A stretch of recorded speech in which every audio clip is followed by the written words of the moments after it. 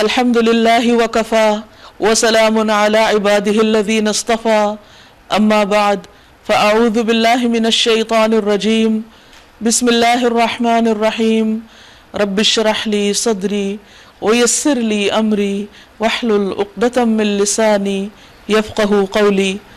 السلام علیکم ورحمۃ اللہ وبرکاتہ۔ ناظرین، پروگرام فہم القرآن کے سلسلے میں آج ہم 17ویں پارے کا مطالعہ کریں گے۔ قرآن مجید اللہ تعالیٰ کا کلام ہے، سارے کلاموں سے افضل۔ ہمیں اس کلام کو سیکھنے، اس کو پڑھنے، اس کو سمجھنے کے لیے اپنی بہترین صلاحیتیں استعمال کرنی چاہیے۔ عقبہ بن عامر کہتے ہیں کہ ایک مرتبہ ہم لوگ مسجد میں بیٹھے قرآن کریم کی تلاوت کر رہے تھے کہ رسول اللہ صلی اللہ علیہ وسلم ہمارے پاس تشریف لائے، ہمیں سلام کیا، ہم نے جواب دیا، پھر آپ نے فرمایا کتاب اللہ کا علم حاصل کیا کرو، یعنی سیکھو اس کو اور اسے مضبوطی سے تھامو، یعنی یہ نہیں کبھی پڑھو کبھی چھوڑ دو، اور ترنم کے ساتھ اسے پڑھا کرو، یعنی خوبصورت آواز میں پڑھا کرو۔ اس ذات کی قسم جس کے ہاتھ میں محمد صلی اللہ علیہ وسلم کی جان ہے، یہ قرآن باڑے میں بندھے ہوئے اونٹوں سے بھی زیادہ تیزی کے ساتھ نکل جاتا ہے، یعنی اگر انسان اس کو پڑھنا چھوڑ دے اور اس کے ساتھ تعلق کم کر دے تو ایک وقت ایسا آتا ہے گویا اس نے کبھی قرآن پڑھا ہی نہ تھا۔ تو یہ ایسی چیز ہے کہ جس سے انسان کو صرف رمضان میں نہیں، صرف ہفتے میں ایک دن نہیں، بلکہ ہر روز تعلق رکھنا چاہیے اور زیادہ سے زیادہ اس میں محنت کر کے بہتر سے بہتر طریقے سے اس کو سیکھنا چاہیے۔ اللہ تعالی ہم سب کے علم میں اضافہ فرمائے۔ 17واں پارہ سورۃ الانبیاء۔ بسم اللہ الرحمن الرحیم۔ شروع اللہ کے نام سے جو بے انتہا مہربان نہایت رحم فرمانے والا ہے۔ اقترب للناس حسابهم وهم فی غفلۃ معرضون۔ قریب آ گیا ہے لوگوں کے حساب کا وقت اور وہ ہے کہ غفلت میں منہ موڑے ہوئے ہیں، یعنی ہر انسان اپنی زندگی کے دن پورے کرتا چلا جا رہا ہے اور اس کی موت نہایت قریب ہے۔ موت تو انسان کی جوتی کی تسمے سے بھی زیادہ اس کے قریب ہے، لیکن حقیقت یہ ہے کہ اتنا قریب ہونے کے باوجود اور ایسی حقیقت ہونے کے باوجود کہ جس میں دو انسانوں کو بھی شک نہیں ہو سکتا کہ ہر شخص کو اس کا مزہ چکھنا ہے اور اس مرحلے سے گزرنا ہے، ہر انسان کی موت اس کی قیامت ہے۔ حضرت عائشہ رضی اللہ تعالی عنہا کہتی ہیں کہ چند بدوی ننگے پاؤں نبی صلی اللہ علیہ وسلم کے پاس آتے تھے اور آپ سے دریافت کرتے تھے کہ قیامت کب آئے گی۔ آپ صلی اللہ علیہ وسلم ان کی کم عمر کی طرف دیکھ کر فرماتے کہ اگر یہ شخص زندہ رہا تو اس پر بڑھاپا نہیں آئے گا یہاں تک کہ تم پر قیامت آ جائے گی۔ تو ہشام کہتے ہیں اس حدیث کی تفصیل میں یعنی موت آ جائے گی۔ تو ہر شخص کی قیامت کب ہے؟ جب اس کی موت کا وقت آ جاتا ہے، یعنی موت ایک طرح سے قیامت صغریٰ ہے۔ انسان عمومی طور پر اس سے غفلت برتتے ہیں اور اس دن کو بھولے رہتے ہیں جب ان کی رب العالمین کی طرف واپسی ہوگی۔ تو اللہ تعالیٰ اسی غفلت کا ذکر کرتے ہیں کہ لوگ جب ان کا حساب شروع ہوگا، اور وہ شروع ہو جاتا ہے موت کے مرحلے سے ہی، جب فرشتے آ کر انسانوں سے خطاب کرتے ہیں، اور پھر اگلا امتحان قبر میں، اور اس سے اگلا اور بڑا امتحان حشر کے دن، قیامت کے دن۔ یہ سارے حقائق اور سارے واقعات ایسے ہیں جس میں سے ہر انسان کو لازمی طور پر قدم بقدم گزرتے چلے جانا ہے۔ عقل مند وہ ہے جو ان مرحلوں سے کامیابی کے ساتھ گزرنے کی تیاری کرے۔ اللہ سبحانہ و تعالی ہم پر رحمت فرماتے ہوئے ہمیں اس سے جگا رہے ہیں۔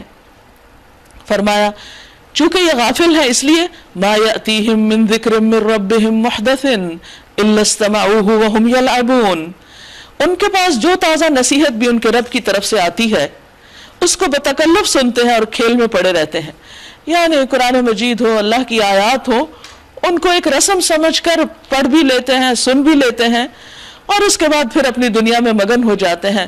ان کے طرز زندگی میں کوئی تبدیلی نہیں آتی، دل ان کے دوسری فکروں میں منہمک ہے، یعنی وقتی اور عارضی دنیا کے جو مسائل ہیں، جو پریشانیاں ہیں، جو دکھ ہیں، ان کے لیے عموماً زیادہ فکر کرتے ہیں بنسبت اس بڑے دن کی فکر سے کہ جس کے بعد کوئی واپسی نہیں اور انسان کے پاس اپنی اصلاح کا کوئی موقع نہیں ہوگا۔ اور ظالم آپس میں سرگوشیاں کرتے ہیں کہ یہ شخص آخر تم جیسا ایک بشر ہی تو ہے، پھر کیا تم آنکھوں دیکھتے جادو کے پھندے میں پھنس جاؤ گے؟ نبی صلی اللہ علیہ وسلم پر جو کلام نازل ہو رہا تھا اس کی تاثیر سے سبھی واقف تھے اور لوگوں کے دل اس کی طرف کھنچتے تھے، کیونکہ اس جیسا کوئی اور کلام ہے ہی نہیں۔ لیکن ظالم لوگوں کو آپ صلی اللہ علیہ وسلم کی طرف راغب ہونے سے ہٹانے کے لیے قرآن مجید پر اور آپ پر طرح طرح کی باتیں چھانٹتے رہتے اور آپس میں سرگوشیاں کرتے، چپکے ایک دوسرے کو روکتے، اور ایک وسپرنگ پروپیگنڈا کا عمل تھا جو اس معاشرے کے اندر جاری تھا، اور کہتے کیا کہ یہ شخص آخر تم جیسا ہی تو ایک انسان ہے، پھر کیا تم آنکھوں دیکھتے جادو کے پھندے میں پھنس جاؤ گے؟ یعنی نعوذ باللہ قرآن مجید کا اثر ان کے نزدیک جادو تھا، اور وہ بھی یہی الزام لگاتے کہ دیکھو یہ تمہاری برین واشنگ کر دے گا، جیسے آج لوگ کہتے ہیں کہ قرآن مت پڑھنا ورنہ تمہاری سوچ تبدیل ہو جائے گی۔ سوچنے کی بات یہ ہے کہ سوچ کی تبدیلی کیا بہتر کی طرف ہوتی ہے یا کسی برے راستے کی طرف؟ اگر قرآن مجید انسان کو ایک بہتر انسان بناتا ہے تو پھر اس سے بھاگنے کی ضرورت نہیں، اس کی طرف آنے کی ضرورت ہے، اور اس کے مطابق ہمیں اپنی زندگیوں میں تبدیلی لانے کی ضرورت ہے۔ کیوں؟ اس لیے کہ کل قیامت کے دن اس کے مطابق اعمال کو پرکھا جائے گا کہ کون سے عمل اس کے مطابق ہے اور کون سے اس کے خلاف۔ رسول اللہ صلی اللہ علیہ وسلم نے اس وسپرنگ کمپین کا مقابلہ کیسے کیا؟ آپ نے فرمایا میرا رب ہر اس بات کو جانتا ہے جو آسمان اور زمین میں کی جائے، اور وہ سمیع اور علیم ہے۔ یعنی تم چپکے باتیں کرتے رہو میرے خلاف، میں نہیں بھی سنتا نہیں بھی جانتا تو میرا رب جانتا ہے، اور میرا معاملہ میرے رب کے سپرد ہے۔ یہ بات ایک داعی حق کو اتنی تسلی دیتی ہے اور بالکل مطمئن کر دیتی ہے، اور پھر وہ اپنے کام پر فوکسڈ ہو جاتا ہے، کیونکہ ایسی ساری چیزوں کو وہ رب کے حوالے کر دیتا ہے۔ وہ کہتے ہیں بلکہ یہ پراگندہ خواب ہے۔ ایک اور الزام اور ایک اور پروپیگنڈا کیا تھا لوگوں کو بہکانے کے لیے، جو نئی طرح طرح کی باتیں کی جا رہی تھی۔ وہ کہتے تھے یہ شخص رات کو کچھ خواب دیکھ لیتا ہے اور ادھر ادھر کی الجھی باتیں، اور پھر دن کو وہ لوگوں کو سنانا شروع کر دیتا ہے، مگر اس پر بھی وہ راضی نہیں ہوتے تھے۔ پھر کہتے ہیں بلکہ یہ اس کی من گھڑت بل افطرا ہو، اس میں بھی تسلی نہ ہوتی تو کہتے بل ہوا شاعر، بلکہ یہ شخص شاعر ہے۔ یعنی ایک نہیں کئی الزامات لگائے گئے آپ پر، اور یہ سب ان کی انسیکیورٹیز تھی کہ اگر لوگوں نے نبی صلی اللہ علیہ وسلم کی بات سن لی اور وہ آپ کو فالو کرنے لگے تو پھر ہماری سرداری کا کیا ہوگا؟ ہم جو مکہ میں لوگوں کو اپنے کنٹرول میں کیے ہوئے ہیں، اور مکہ میں ہونے کی وجہ سے آس پاس کے جتنے علاقے ہیں ان سب پر بھی ہماری دھاک ہے، تو ہمیں تو اپنی یہ کرسی چھوڑنی پڑ جائے گی، اور نبی صلی اللہ علیہ وسلم کو اگر لوگوں نے اپنا سردار مان لیا تو پھر ہمارا کیا ہوگا؟ لہٰذا انہوں نے بھرپور طریقے سے ہر الٹی پلٹی بات کے ذریعے آپ صلی اللہ علیہ وسلم سے لوگوں کو پھیرنے کی کوشش کی، اور پھر کبھی کہتے ہیں کوئی نشانی دکھاؤ، کوئی معجزہ لاؤ، یعنی ہماری مرضی کے مطابق تم عمل کرو۔ حالانکہ آپ صلی اللہ علیہ وسلم ایک خاص پروگرام کے تحت دنیا میں بھیجے گئے تھے، محض اس لیے نہیں کہ ہر وقت وہ لوگوں کے پروپیگنڈے کا جواب دیتے رہیں، ورنہ یہ لائے کوئی نشانی جس طرح پرانے زمانے کے رسول نشانیوں کے ساتھ بھیجے گئے تھے۔ حالانکہ ان سے پہلے کوئی بستی بھی جسے ہم نے ہلاک کیا ایمان نہ لائی، اب کیا یہ ایمان لائیں گے؟ یعنی نشانیاں بہت فائدہ نہیں دیتی، بہت سے لوگوں نے نشانیاں دیکھی اور پھر بھی نہ مانے۔ وَمَا أَرْسَلْنَا قَبْلَكَ إِلَّا رِجَالًا نُوحِي إِلَيْهِمْ فَاسْأَلُوا أَهْلَ الذِّكْرِ إِن كُنتُمْ لَا تَعْلَمُونَ۔ اور اے محمد صلی اللہ علیہ وسلم، آپ سے پہلے بھی ہم نے انسانوں ہی کو رسول بنا کر بھیجا تھا، کیونکہ ان کا اعتراض یہ تھا کہ انسان کیوں ہے رسول بن کے آیا۔ تو اللہ تعالیٰ فرماتے ہیں کہ نئی بات تو نہیں، پہلے بھی یہی ہوا، جن پر ہم وحی کیا کرتے تھے۔ یعنی یہ انسان کے لیے بہت اعزاز کی بات ہے کہ اللہ تعالیٰ اس کو اپنے کلام کے لیے چن لے۔ تم لوگ اگر علم نہیں رکھتے تو اہل کتاب سے پوچھ لو، ان رسولوں کو ہم نے کوئی ایسا جسم نہیں دیا تھا کہ وہ کھاتے نہ ہوں، اور نہ وہ ہمیشہ جینے والے تھے۔ پھر دیکھ لو کہ آخر کار ہم نے ان کے ساتھ اپنے وعدے پورے کیے، اور انہیں اور جس کو ہم نے چاہا بچا لیا، اور حد سے گزر جانے والوں کو ہم نے ہلاک کر دیا۔ تو ان کو تاریخ سے سبق لینے کے لیے کہا جا رہا ہے کہ دیکھو کس طرح وہ لوگ برباد ہوئے، اور بچا کون؟ جو اللہ پر ایمان لایا، جس نے اللہ کی طرف بلایا۔ اس لیے اہل مکہ تم بھی اپنے مستقبل کو، اپنے انجام کو سامنے دیکھ لو، کہیں ایسا نہ ہو کہ وہی تاریخ دوبارہ تم پہ دہرائی جائے۔ لقد انزلنا الیکم کتابا فیہ ذکرکم افلا تعقلون. لوگو ہم نے تمہاری طرف ایک ایسی کتاب بھیجی ہے جس میں تمہارا ہی ذکر ہے، تمہاری ہی باتیں، تمہاری اصلاح کا پروگرام ہے. کیا تم نہیں سمجھتے؟ تم عقل سے کام نہیں لیتے؟ یعنی انسان کو کوئی بھی تحریر، کوئی بھی کلام، کوئی بھی بات وہ بہت ہی اچھی لگتی ہے جس میں اس کا ذکر ہو. تو یہاں تو سب کچھ ہے ہی انسان کے بارے میں، اور اے انسان تو ہی اس کا مخالف ہو گیا. گویا اپنے پاؤں پہ خود کلہاڑی مار رہے ہو اس کتاب کی، اور اس کتاب کے لانے والے کی مخالفت کر کے اور بھیجنے والے کے مقابلے میں تکبر کر کے. یہ بات تمہارے لیے فائدہ مند نہ ہوگی. وَكَمْ قَسَمْنَا مِنْ قَرْيَةٍ كَانَتْ ظَالِمَةً، کتنی ہی بستیاں جنہوں نے ظلم کیا، جو ظالم تھیں، ان کو ہم نے پیس کر رکھ دیا، اور ان کے بعد کسی دوسری قوم کو اٹھایا، ایک کے بعد ایک. قوم نوح، قوم عاد، قوم سمود. جب ان کو ہمارا عذاب محسوس ہوا تو لگے وہاں سے بھاگنے. کہا گیا بھاگو نہیں، جاؤ اپنے انہی گھروں اور عیش کے سامانوں میں جن کے اندر تم چین کر رہے تھے، وہیں رہو، شاید کہ تم سے پوچھا جائے. بات یہ ہے کہ ہر انسان کے اوپر زندگی میں طرح طرح کی آزمائشیں آتی، اور یہ اس لیے آتی ہیں تاکہ انسان سمجھے، اس کی نگاہوں کا پردہ ہٹے، وہ حقیقت کو دیکھے، وہ آخرت کے حساب کتاب کے بارے میں سنجیدگی اختیار کرے. لیکن ہوتا کیا ہے، جب تک وہ مادی دنیا میں رہتا ہے وہ جاگتا نہیں. جب تک اس کے آس پاس عیش و عشرت کے سامان ہوتے ہیں وہ گہری نیند سوتا ہے. جاگتا کب ہے؟ فرمایا جب ان کے اوپر عذاب آیا، قالوا یا ویلنا انا کننا ظالمین، ہے ہماری کم بختی، بے شک ہم خطاوار تھے.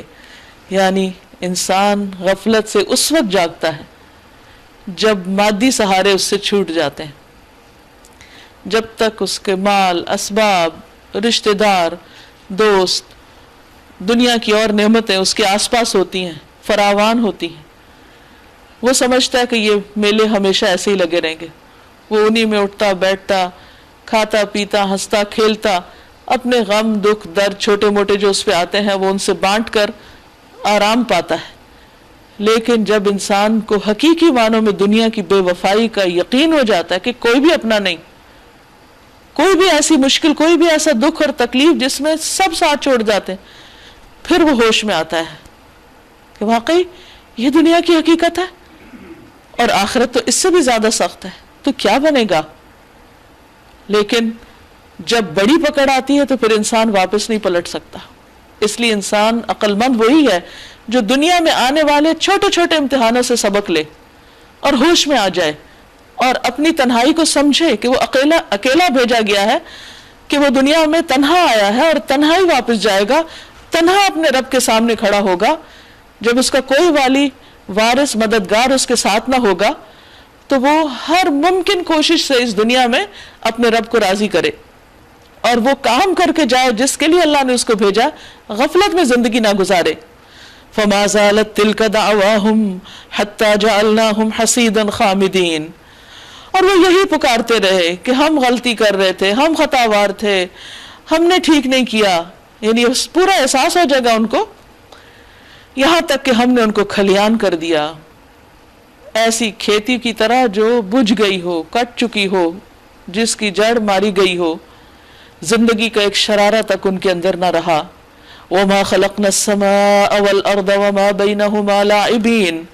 ہم نے اس آسمان اور زمین کو اور جو کچھ بھی ان میں ہے، جو کچھ بھی جو بھی ہمیں نظر آتا ہے، یہ سب کچھ کھیل کے طور پہ نہیں بنایا، یہ انٹرٹینمنٹ کے لیے نہیں ہے، یہ دنیا تفریح گاہ نہیں ہے کہ انسان اس میں صرف مزوں کی تلاش میں رہے اور جب کسی چیز میں مزہ نہ آئے تو کہ بور ہو گئے. حتیٰ کہ دین کو بھی صرف مزے کے طور پر لے، سنجیدگی کے ساتھ نہ لے.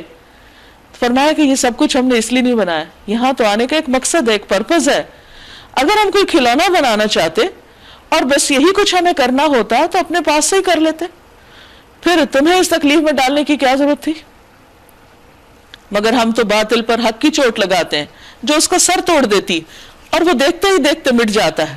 اور تمہارے لیے تباہی ہے ان باتوں کی وجہ سے جو تم بناتے ہو، کیونکہ انسان کی غلطی ہمیشہ یہی ہے کہ وہ حق کے مقابلے میں ایسی تعویلیں کر لیتا ہے کہ جس کی وجہ سے وہ حق کو جھٹلا سکے یا اس کا انکار کر دے اور اپنے آپ کو مطمئن بھی کر لے اور جو مزے وہ کر رہا ہے وہ کرتا چلا جائے اور اپنی مرضی کے مطابق زندگی بسر کرے، حالانکہ یہ اس کی سب سے بڑی بھول اور اس کا سب سے بڑا دھوکہ ہے۔ وَلَهُ مَن فِي السَّمَاوَاتِ وَالْأَرْضِ، اسی کے لیے ہے جو کچھ آسمانوں اور زمین میں ہے، سب کا مالک وہی ہے۔ وَمَنْ عِنْدَهُ، اور جو اس کے پاس ہیں یعنی فرشتے، لا يستكبرون عن عبادته، وہ اس کی عبادت سے تکبر نہیں کرتے، منہ نہیں موڑتے۔ تو اے انسان تم کیا چیز ہو؟ تمہیں تو اللہ نے اپنی عبادت کے لیے پیدا کیا تھا اور تم منہ موڑتے ہو۔ تم اگر منہ موڑو بھی تو اللہ کو فرق نہیں پڑتا، اس کی عبادت کے لیے بہت مخلوق ہے، اور ایسی مخلوق ولا يستحسرون، جو اس کی عبادت سے تھکتے ہی نہیں، ملول ہی نہیں ہوتے، بور ہی نہیں ہوتے، کیے چلے جاتے ہیں۔ یسبحون اللیل والنہار، رات اور دن تسبیح کر رہے ہیں کانسٹنٹلی، لا یفترون، دم ہی نہیں لیتے۔ ہمارا کیا حال ہوتا ہے، تھوڑی دیر ہم قرآن مجید پڑھیں، تھوڑی دیر عبادت کریں، پھر اس کے بعد کہتے ہیں تھوڑی بریک لے لیں، ذرا سستا لیں، تھوڑا آرام کر لیں، اتنی دیر سے ہم یہ کام کر رہے ہیں، انف، بہت ہو گیا۔ کیا کرتے ہیں ہم؟ اگر 24 گھنٹوں کو دیکھیں اور کل عبادت کے اوقات کو کیلکولیٹ کریں، خود بیٹھ کے لکھیں ہم نے کتنی عبادت کی، تو ہمیں پتہ چل جائے گا بہت اچھی طرح جو ہم کر رہے ہیں۔ اس کے باوجود ہم احسان جتاتے ہیں کہ ہم نے بہت کچھ کیا۔ اگر ہم اپنی عبادت کو فرشتوں کی عبادت سے کمپیئر کریں تو وہ تو مسلسل ایک کام کر رہے ہیں، کوئی بریک نہیں لیتے، ذرا بھی تھکاوٹ کا اور بوریت کا اظہار نہیں کرتے۔ تو پھر ہماری کیا خوبی، پھر ہم نے کیا کمال کیا؟ ہم اپنی کس عبادت پر تکبر کر سکتے ہیں، کس کام کو بڑا سمجھ سکتے ہیں؟ کبھی بھی کسی نیکی پر انسان کو مان نہیں ہونا چاہیے کہ ہم نے بہت کچھ کر لیا۔ اگر وہ اپنا مقابلہ کرے ان سے جو کسی وقت بھی کام نہیں چھوڑ رہے، تو پھر تو ہمارا کام کچھ بھی نہیں۔ اس کے باوجود چونکہ ہم اپنی چوائس سے کرتے ہیں، فرشتوں کے پاس چوائس نہیں ہے، لیکن ایسا نہیں کہ چوائس نہیں تو وہ مجبوراً مصیبت کے مارے کر رہے ہیں، وہ بھی خوشی سے کر رہے ہیں۔ تو چونکہ ہمارے پاس چوائس ہے اور ہم خوشی سے جب اپنے ارادے سے اللہ کی عبادت کرتے ہیں تو وہ اللہ سبحانہ وتعالیٰ کو بہت راضی کر دیتا ہے، اللہ اس سے خوش ہوتا ہے۔ پھر فرمایا ام اتخذوا آلہۃ من الارض ہم ینشرون، کیا ان لوگوں کے بنائے ہوئے عرضی خدا ایسے ہیں کہ بے جان کو جان بخش کر اٹھا کھڑا کرتے ہو؟ یعنی اللہ کے سوا کوئی اور بھی انہوں نے ہستیاں ایسی تلاش کی ہوئی ہیں جو اللہ تعالیٰ کی طرح کام کرتے ہیں۔ اصل بات یہ ہے کہ انسان کی سرکشی کی ایک بہت بڑی وجہ اس کا غیر اللہ پہ بھروسہ ہونا ہے۔ شرک سے کیوں منع کیا گیا؟ اسی وجہ سے کہ انسان کا پھر اصل کام سے فوکس ہٹ جاتا ہے، وہ اپنے مقصد سے ہٹ جاتا ہے، اپنے مقصد سے پھر جاتا ہے۔ تو جب انسان سمجھتا ہے کہ میرا کوئی اور ہے ہی نہیں، کوئی میری مدد کرنے پہ قادر ہی نہیں، کوئی میری فریاد سننے والا ہی نہیں، کوئی مجھے چھڑانے والا ہی نہیں سوائے ایک اللہ کے، جو کچھ ہے بس صرف وہی ہے، تو وہ پوری طرح کوشش میں لگ جاتا ہے کہ پھر اسی ایک اللہ کو ہی راضی کرے۔ ورنہ جب انسان یہ دیکھتا ہے کہ فلاں بھی فائدہ دے گا، فلاں کام آئے گا، فلاں مدد کرے گا، تو پھر اللہ کے لیے وقت کم ہی بچتا ہے اور سارا وقت ادھر ادھر کے لوگوں اور ادھر ادھر کی چیزوں کو راضی کرنے میں گزر جاتا ہے۔ انہی کا ڈر، انہی کی خوشی ہر وقت سامنے چھائی رہتی ہے اور اللہ سے انسان غافل ہو جاتا ہے۔ تو اس لیے انسان کو غیر اللہ کی طرف سے ہٹا کر ایک ہی نقطے پر فوکس کرایا گیا۔ فرمایا لو کان فیہما آلہۃ الا اللہ لفسدتا، اگر آسمان و زمین میں ایک اللہ کے سوا دوسرے خدا بھی ہوتے تو زمین و آسمان دونوں کا نظام بگڑ جاتا، کیونکہ ان کا آپس کا جھگڑا ہی نہیں ختم ہوتا۔ مثلا ایک گاڑی پہ 2 ڈرائیور بٹھا دیں تو آپ دیکھیے کیسے چلتی ہے پھر وہ۔ بس پاک ہے اللہ ان باتوں سے جو یہ لوگ بنا رہے ہیں، وہ اپنے کاموں میں کسی کے آگے جواب دے نہیں، کوئی اس سے نہیں پوچھ سکتا کہ اس نے کوئی کام کیوں کیا یا کیوں نہ کیا۔ وَهُمْ يُسْأَلُونَ، اور باقی سب وہ سب جواب دینے والے ہیں، ان سب کو جواب دینا ہوگا، ان سب سے پوچھا جائے گا۔ کیا اسے چھوڑ کر انہوں نے دوسرے خدا بنا لیے؟ آپ ان سے کہیے لاؤ اپنی دلیل، یہ کتاب بھی موجود ہے جس میں میرے دور کے لوگوں کے لیے نصیحت ہے، اور وہ کتابیں بھی موجود ہیں جن میں مجھ سے پہلے لوگوں کے لیے نصیحت تھی۔ کس کتاب میں لکھا ہوا؟ کہیں بھی نہیں، مگر ان میں سے اکثر لوگ حقیقت سے بے خبر ہیں، اس لیے منہ موڑے ہوئے ہیں۔ ہم نے تم سے پہلے جو رسول بھی بھیجا ہے اس کو یہی وحی کی ہے کہ میرے سوا کوئی خدا نہیں ہے، کوئی الہ نہیں ہے، بس تم میری ہی بندگی کرو، میری ہی عبادت کرو۔ ہر پیغمبر نے آ کر یہی ایک بات کہی لوگوں کو، اور اسی کے لیے پیغمبر مبعوث کیے گئے، اسی کے لیے انسان تخلیق کیے گئے، اور اگر انسان اس کام کے بغیر دنیا سے جاتا ہے تو کامیاب ہو ہی نہیں سکتا۔ اس لیے وہ کچھ بھی کرے مگر اللہ کی عبادت کو نہ بھولے، اپنی ساری وفاداریاں اللہ سبحانہ تعالیٰ کے ساتھ مخصوص کر دے اور اس میں کسی غیر کا کوئی حصہ نہ رکھے۔ یہ کہتا ہے رحمان اولاد رکھتا ہے، سبحان اللہ، وہ تو بندے ہیں جنہیں عزت دی گئی ہے، اس کے حضور بڑھ کر نہیں بولتے، یعنی اس کا احترام کرتے ہیں، اس کی بات مانتے ہیں۔ وَهُمْ بِأَمْرِهِ يَعْمَلُونَ، اور بس اس کے حکم پر عمل کرتے ہیں۔ يَعْلَمُ مَا بَيْنَ أَيْدِيهِمْ وَمَا خَلْفَهُمْ وَلَا يَشْفَعُونَ، جو کچھ ان کے سامنے ہے اسے بھی وہ جانتا ہے، اور جو کچھ ان سے اوجھل ہے اس سے بھی وہ باخبر ہے۔ وہ کسی کی سفارش نہیں کرتے سوائے اس کے جس کے حق میں سفارش سننے پر اللہ راضی ہو، اور اگر اللہ راضی نہیں تو وہ کرتے بھی نہیں۔ اور وہ اس کے خوف سے ڈرتے رہتے ہیں۔ یہ کن کی صفات ہے؟ اللہ کے مقرب بندوں کی، وہ تو خود اپنے رب سے ڈرتے ہیں۔ اور ان میں سے جو کوئی کہہ دے کہ اللہ کے سوا میں بھی ایک خدا ہوں تو ہم اسے جہنم کی سزا دیں گے۔ ہمارے ہاں ظالموں کو یہی بدلہ ہے، اور حقیقت یہ ہے کہ کوئی بھی اللہ کا پیارا بندہ یہ کہہ ہی نہیں سکتا کہ لوگوں مجھے الہ مانو۔ اولم یر الذین کفروا، کیا دیکھا نہیں ان لوگوں نے جنہوں نے انکار کیا، جو مانتے نہیں؟ کیا غور نہیں کیا؟ کس بات پر؟ ان السماوات والارض کانتا رتقا، یہ کہ آسمان اور زمین باہم ملے ہوئے تھے۔ ففتقناہما، پھر ہم نے ان کو جدا کیا، الگ کیا۔ زمین و آسمان کی ابتدائی حالت بڑے گولے یا سپر ایٹم کی سی تھی، جس کے سارے اجزاء اس کے اندر نیوکلیس کی طرف کھچے ہوئے تھے اور بہت شدت کے ساتھ کھچے ہوئے تھے۔ پھر کہا جاتا ہے کہ ایک شدید دھماکے سے وہ پھٹے اور باہر کی طرف پھیلنے لگے، پھر جب اللہ چاہے گا تو واپس ان کو اپنی اصل پر لے آئے گا۔ اب آپ دیکھیے کہ قرآن مجید میں تو بات 1400 سال پہلے کی گئی، لیکن اس وقت تخلیق کائنات کے بارے میں جو سب سے بڑی تھیری ہے وہ یہی کہتی ہے کہ پہلے سب ایک تھا اور پھر اس کے بعد وہ الگ الگ ہوا۔ لیکن ہوا کیسے؟ اگر وہ اتنی شدت سے اندر کی طرف کھچے ہوئے تھے تو وہ کون سی طاقت تھی جس نے اس کو باہر کی طرف پھاڑ کے پھیلا دیا، اس کو توڑ کے باہر کی طرف پھیلانا شروع کر دیا، اور وہ پھیلتا ہی چلا جا رہا، پھیلتا ہی چلا جا رہا، نئی نئی گیلیکسیز وجود میں آ رہی۔ یہ کرنے والا کون ہے؟ اللہ سبحانہ وتعالیٰ فرماتے فَفَتَقْنَاهُمَا، ہم نے ان دونوں کو الگ کیا۔ یہ کرنے والے ہم ہیں، خود سے نہیں ہوا۔ وَجَعَلْنَا مِنَ الْمَاءِ كُلَّ شَيْءٍ حَيٍّ، اور ہم نے پانی سے ہر زندہ چیز کو پیدا کیا۔ أَفَلَا يُؤْمِنُونَ، کیا وہ ایمان نہیں لائیں گے؟ اب بھی نہیں مانیں گے کہ پانی ہی زندگی کی بنیاد ہے؟ جیسا کہ ایک شخص نے نبی صلی اللہ علیہ وسلم سے خاص طور پر پوچھا تو آپ نے اس کی یہی وضاحت فرمائی۔ ابو ہریرہ رضی اللہ عنہ سے مروی ہے کہ ایک مرتبہ وہ نبی صلی اللہ علیہ وسلم کے پاس آئے اور کہا، یا رسول اللہ صلی اللہ علیہ وسلم، جب میں آپ کو دیکھتا ہوں تو میرا دل ٹھنڈا ہو جاتا ہے اور آنکھوں کو قرار آ جاتا ہے، آپ مجھے ہر چیز کی اصل بتائیے۔ تو آپ صلی اللہ علیہ وسلم نے فرمایا کہ ہر چیز پانی سے پیدا کی گئی ہے۔ وَجَعَلْنَا فِي الْأَرْضِ رَوَاسِيَ أَن تَمِيدَ بِهِمْ، اور ہم نے زمین میں پہاڑ جما دیے تاکہ وہ انہیں لے کر ڈھلک نہ جائے، اور اس میں کشادہ راہیں بنا دی۔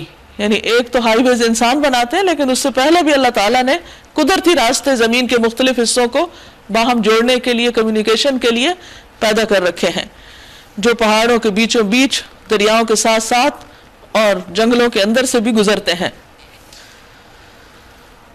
شاید کہ لوگ اپنا راستہ معلوم کر لیں، یہ ذومانی فکرہ ہے، یعنی ایک تو دنیا میں زمین پہ چلنے کا اور اپنی منزل تک پہنچنے کا راستہ، اور دوسرے یہ کہ اللہ تک پہنچنے کا راستہ۔ اور ہم نے آسمان کو ایک محفوظ چھت بنا دیا، مگر یہ ہے کہ اس کی نشانیوں کی طرف توجہ ہی نہیں کرتے۔ یعنی کتنے شہاب ثاقب گرتے رہتے ہیں اور کتنی ٹوٹ پھوٹ ہوتی رہتی ہے، لیکن سب چیزیں زمین پہ نہیں آتی۔ اللہ نے ایک غیر مرئی چھت ایسی بنا دی بیچ میں کہ وہ فضا میں ہی ختم ہو جاتے ہیں۔ وَهُوَ الَّذِي خَلَقَ اللَّيْلَ وَالنَّهَارَ وَالشَّمْسَ وَالْقَمَرَ كُلٌّ فِي فَلَكٍ يَسْبَحُونَ، وہ اللہ ہی ہے جس نے رات اور دن بنائے اور سورج اور چاند کو پیدا کیا، سب ایک ایک فلک میں تیر رہے ہیں، ہر کوئی اپنے دائرے میں گردش کر رہا ہے، اپنے کام سے کام ہے اور مسلسل تیزی کے ساتھ گردش کر رہے ہیں۔ یسبحون، اور ان کی گردش ایسی ہے جیسے کوئی چیز تیر رہی ہو، اتنی آسانی کے ساتھ۔ یہ سب اللہ سبحانہ تعالیٰ کی قدرت ہے۔ وَمَا جَعَلْنَا لِبَشَرٍ مِّن قَبْلِكَ الْخُلْدَ، اور ہمیشگی تو ہم نے آپ سے پہلے بھی کسی انسان کے لیے نہیں رکھی۔ اگر آپ فوت ہو گئے تو کیا یہ لوگ ہمیشہ جیتے رہیں گے؟ کیونکہ وہ انتظار کرتے تھے کہ کس وقت نبی صلی اللہ علیہ وسلم فوت ہو اور ہمارے یہ سارا جھگڑا ختم ہو جائے اور ہم اپنی پرانی جگہ پہ لوٹ جائیں۔ کل نفس ذائقۃ الموت، ہر جاندار کو موت کا مزہ چکھنا ہے اور اس سے کوئی بھی مبرہ نہیں، نہ کوئی فرشتہ اور نہ کوئی انسان اور نہ کوئی جانور، سب پر یہ مرحلہ گزرنا ہے۔ رسول اللہ صلی اللہ علیہ وسلم نے فرمایا، جبریل میرے پاس آئے اور کہا، اے محمد صلی اللہ علیہ وسلم، جیسے چاہیں زندگی گزاریں، بالآخر مرنا تو ہے ہی، جس کو چاہیں اپنا محبوب بنا لیں، بالآخر جدا تو ہونا ہی ہے۔ اور ہم اچھے اور برے حالات میں ڈال کر تم سب کی آزمائش کر رہے ہیں، یعنی دنیا میں انسان کو جو بھی کوئی راحت سکون ملا ہے، یا کوئی رنج اور غم ملا ہے، یا مفلسی ہے یا امیری ہے، یا قوت ہے یا کمزوری ہے، یا صحت ہے یا بیماری ہے، یہ ساری چیزیں جس طرح دن اور رات کا اختلاف ہے، ایسے انسان کے اوپر آنے والی حالتوں میں اختلاف ہے۔ تو یہ سب چیزیں کس طرح ہیں؟ یہ ساری چیزیں انسان کے لیے ایک امتحان ہے، آزمائش ہے۔ وَإِلَيْنَا تُرْجَعُونَ، اور ہماری طرف تم لوٹائے جاؤ گے، ہماری طرف تم کو پلٹنا ہے، یعنی بالآخر ایک دن یہ سلسلہ ختم ہوگا اور سب کے پیپرز واپس لے لیے جائیں گے، امتحان کا وقت ختم، گھنٹہ بج جائے گا، موت آ جائے گی اور انسان اگلی دنیا کی طرف ٹریول کر جائیں گے۔ وَإِذَا رَآكَ الَّذِينَ كَفَرُوا إِن يَتَّخِذُونَكَ إِلَّا هُزُوًا، یہ منکرین حق جب تمہیں دیکھتے ہیں تو تمہارا مذاق بنا لیتے ہیں، کہتے ہیں کیا یہ ہے وہ شخص جو تمہارے خداؤں کا ذکر کرتا ہے، یعنی ان کو نگیٹ کرتا ہے، اور ان کا اپنا حال یہ ہے کہ رحمان کے ذکر سے منکر ہے، یعنی ان کو یہ تو بڑی فکر ہے کہ جو انہوں نے خدا بنا رکھے ہیں ان کے بارے میں کیا کہا جا رہا ہے، تو ان کو یہ خیال نہیں کہ جس رب نے سب کو بنایا ہے اور خود ان کو بنایا ہے، وہ اس کے ساتھ کیا معاملہ کر رہے ہیں، اس کی یاد میں کیسی کوتاہی کر رہے ہیں، اس کے حق میں کیسا ظلم کر رہے ہیں اوروں کو اس کا درجہ دے کر۔ خلق الانسان من عجل، انسان جلد باز مخلوق ہے، یعنی جلدی گھبرا جاتا ہے اور جلدی پریشان ہو جاتا ہے اور جلدی نتائج چاہتا ہے۔ ابھی میں تم کو اپنی نشانیاں دکھائے دیتا ہوں، جلدی مت مچاؤ۔ ہوتا یہ کہ جب کوئی بیماری آتی ہے، کوئی تکلیف ہوتی ہے، تو ہم کہتے ہیں کہ کب مدد آئے گی، حالات تنگ ہوتے ہیں تب بھی، اور اگر ہم کو اچھا کام کر لے تو پھر بھی چاہتے ہیں کہ اچھا جلدی سے کوئی نتیجہ سامنے آ جائے جو ہم نے کیا ہے، تو دعا مانگی تو فوراً قبول کیوں نہیں ہو رہی، اور اگر کسی نے برا کیا تو اس کو جلدی سے پکڑ کیوں نہیں لیا گیا۔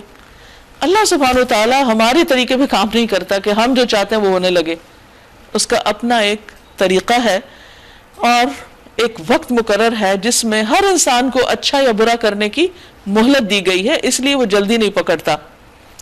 یہ لوگ کہتے ہیں آخر یہ دھمکی کب پوری ہوگی اگر تم سچے ہو، عذاب کیوں نہیں آتا؟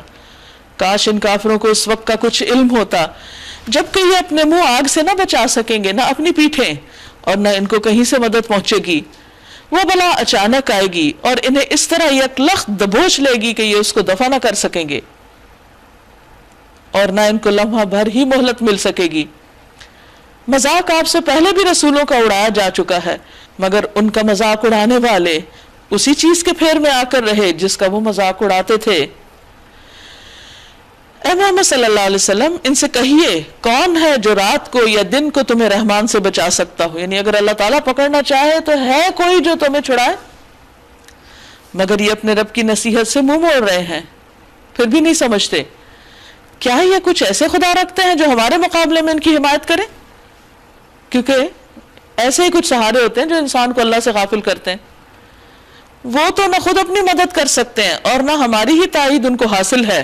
اصل بات یہ ہے کہ لوگوں کو اور ان کے آباء و اجداد کو ہم زندگی کا سر و سامان دیے چلے گئے یہاں تک کہ ان کو دل لگ گئے، یعنی اللہ تعالیٰ کی مہربانیوں کی وجہ سے یہ لوگ غلط فہمی میں پڑ گئے. یہی انسان کی بھول ہے.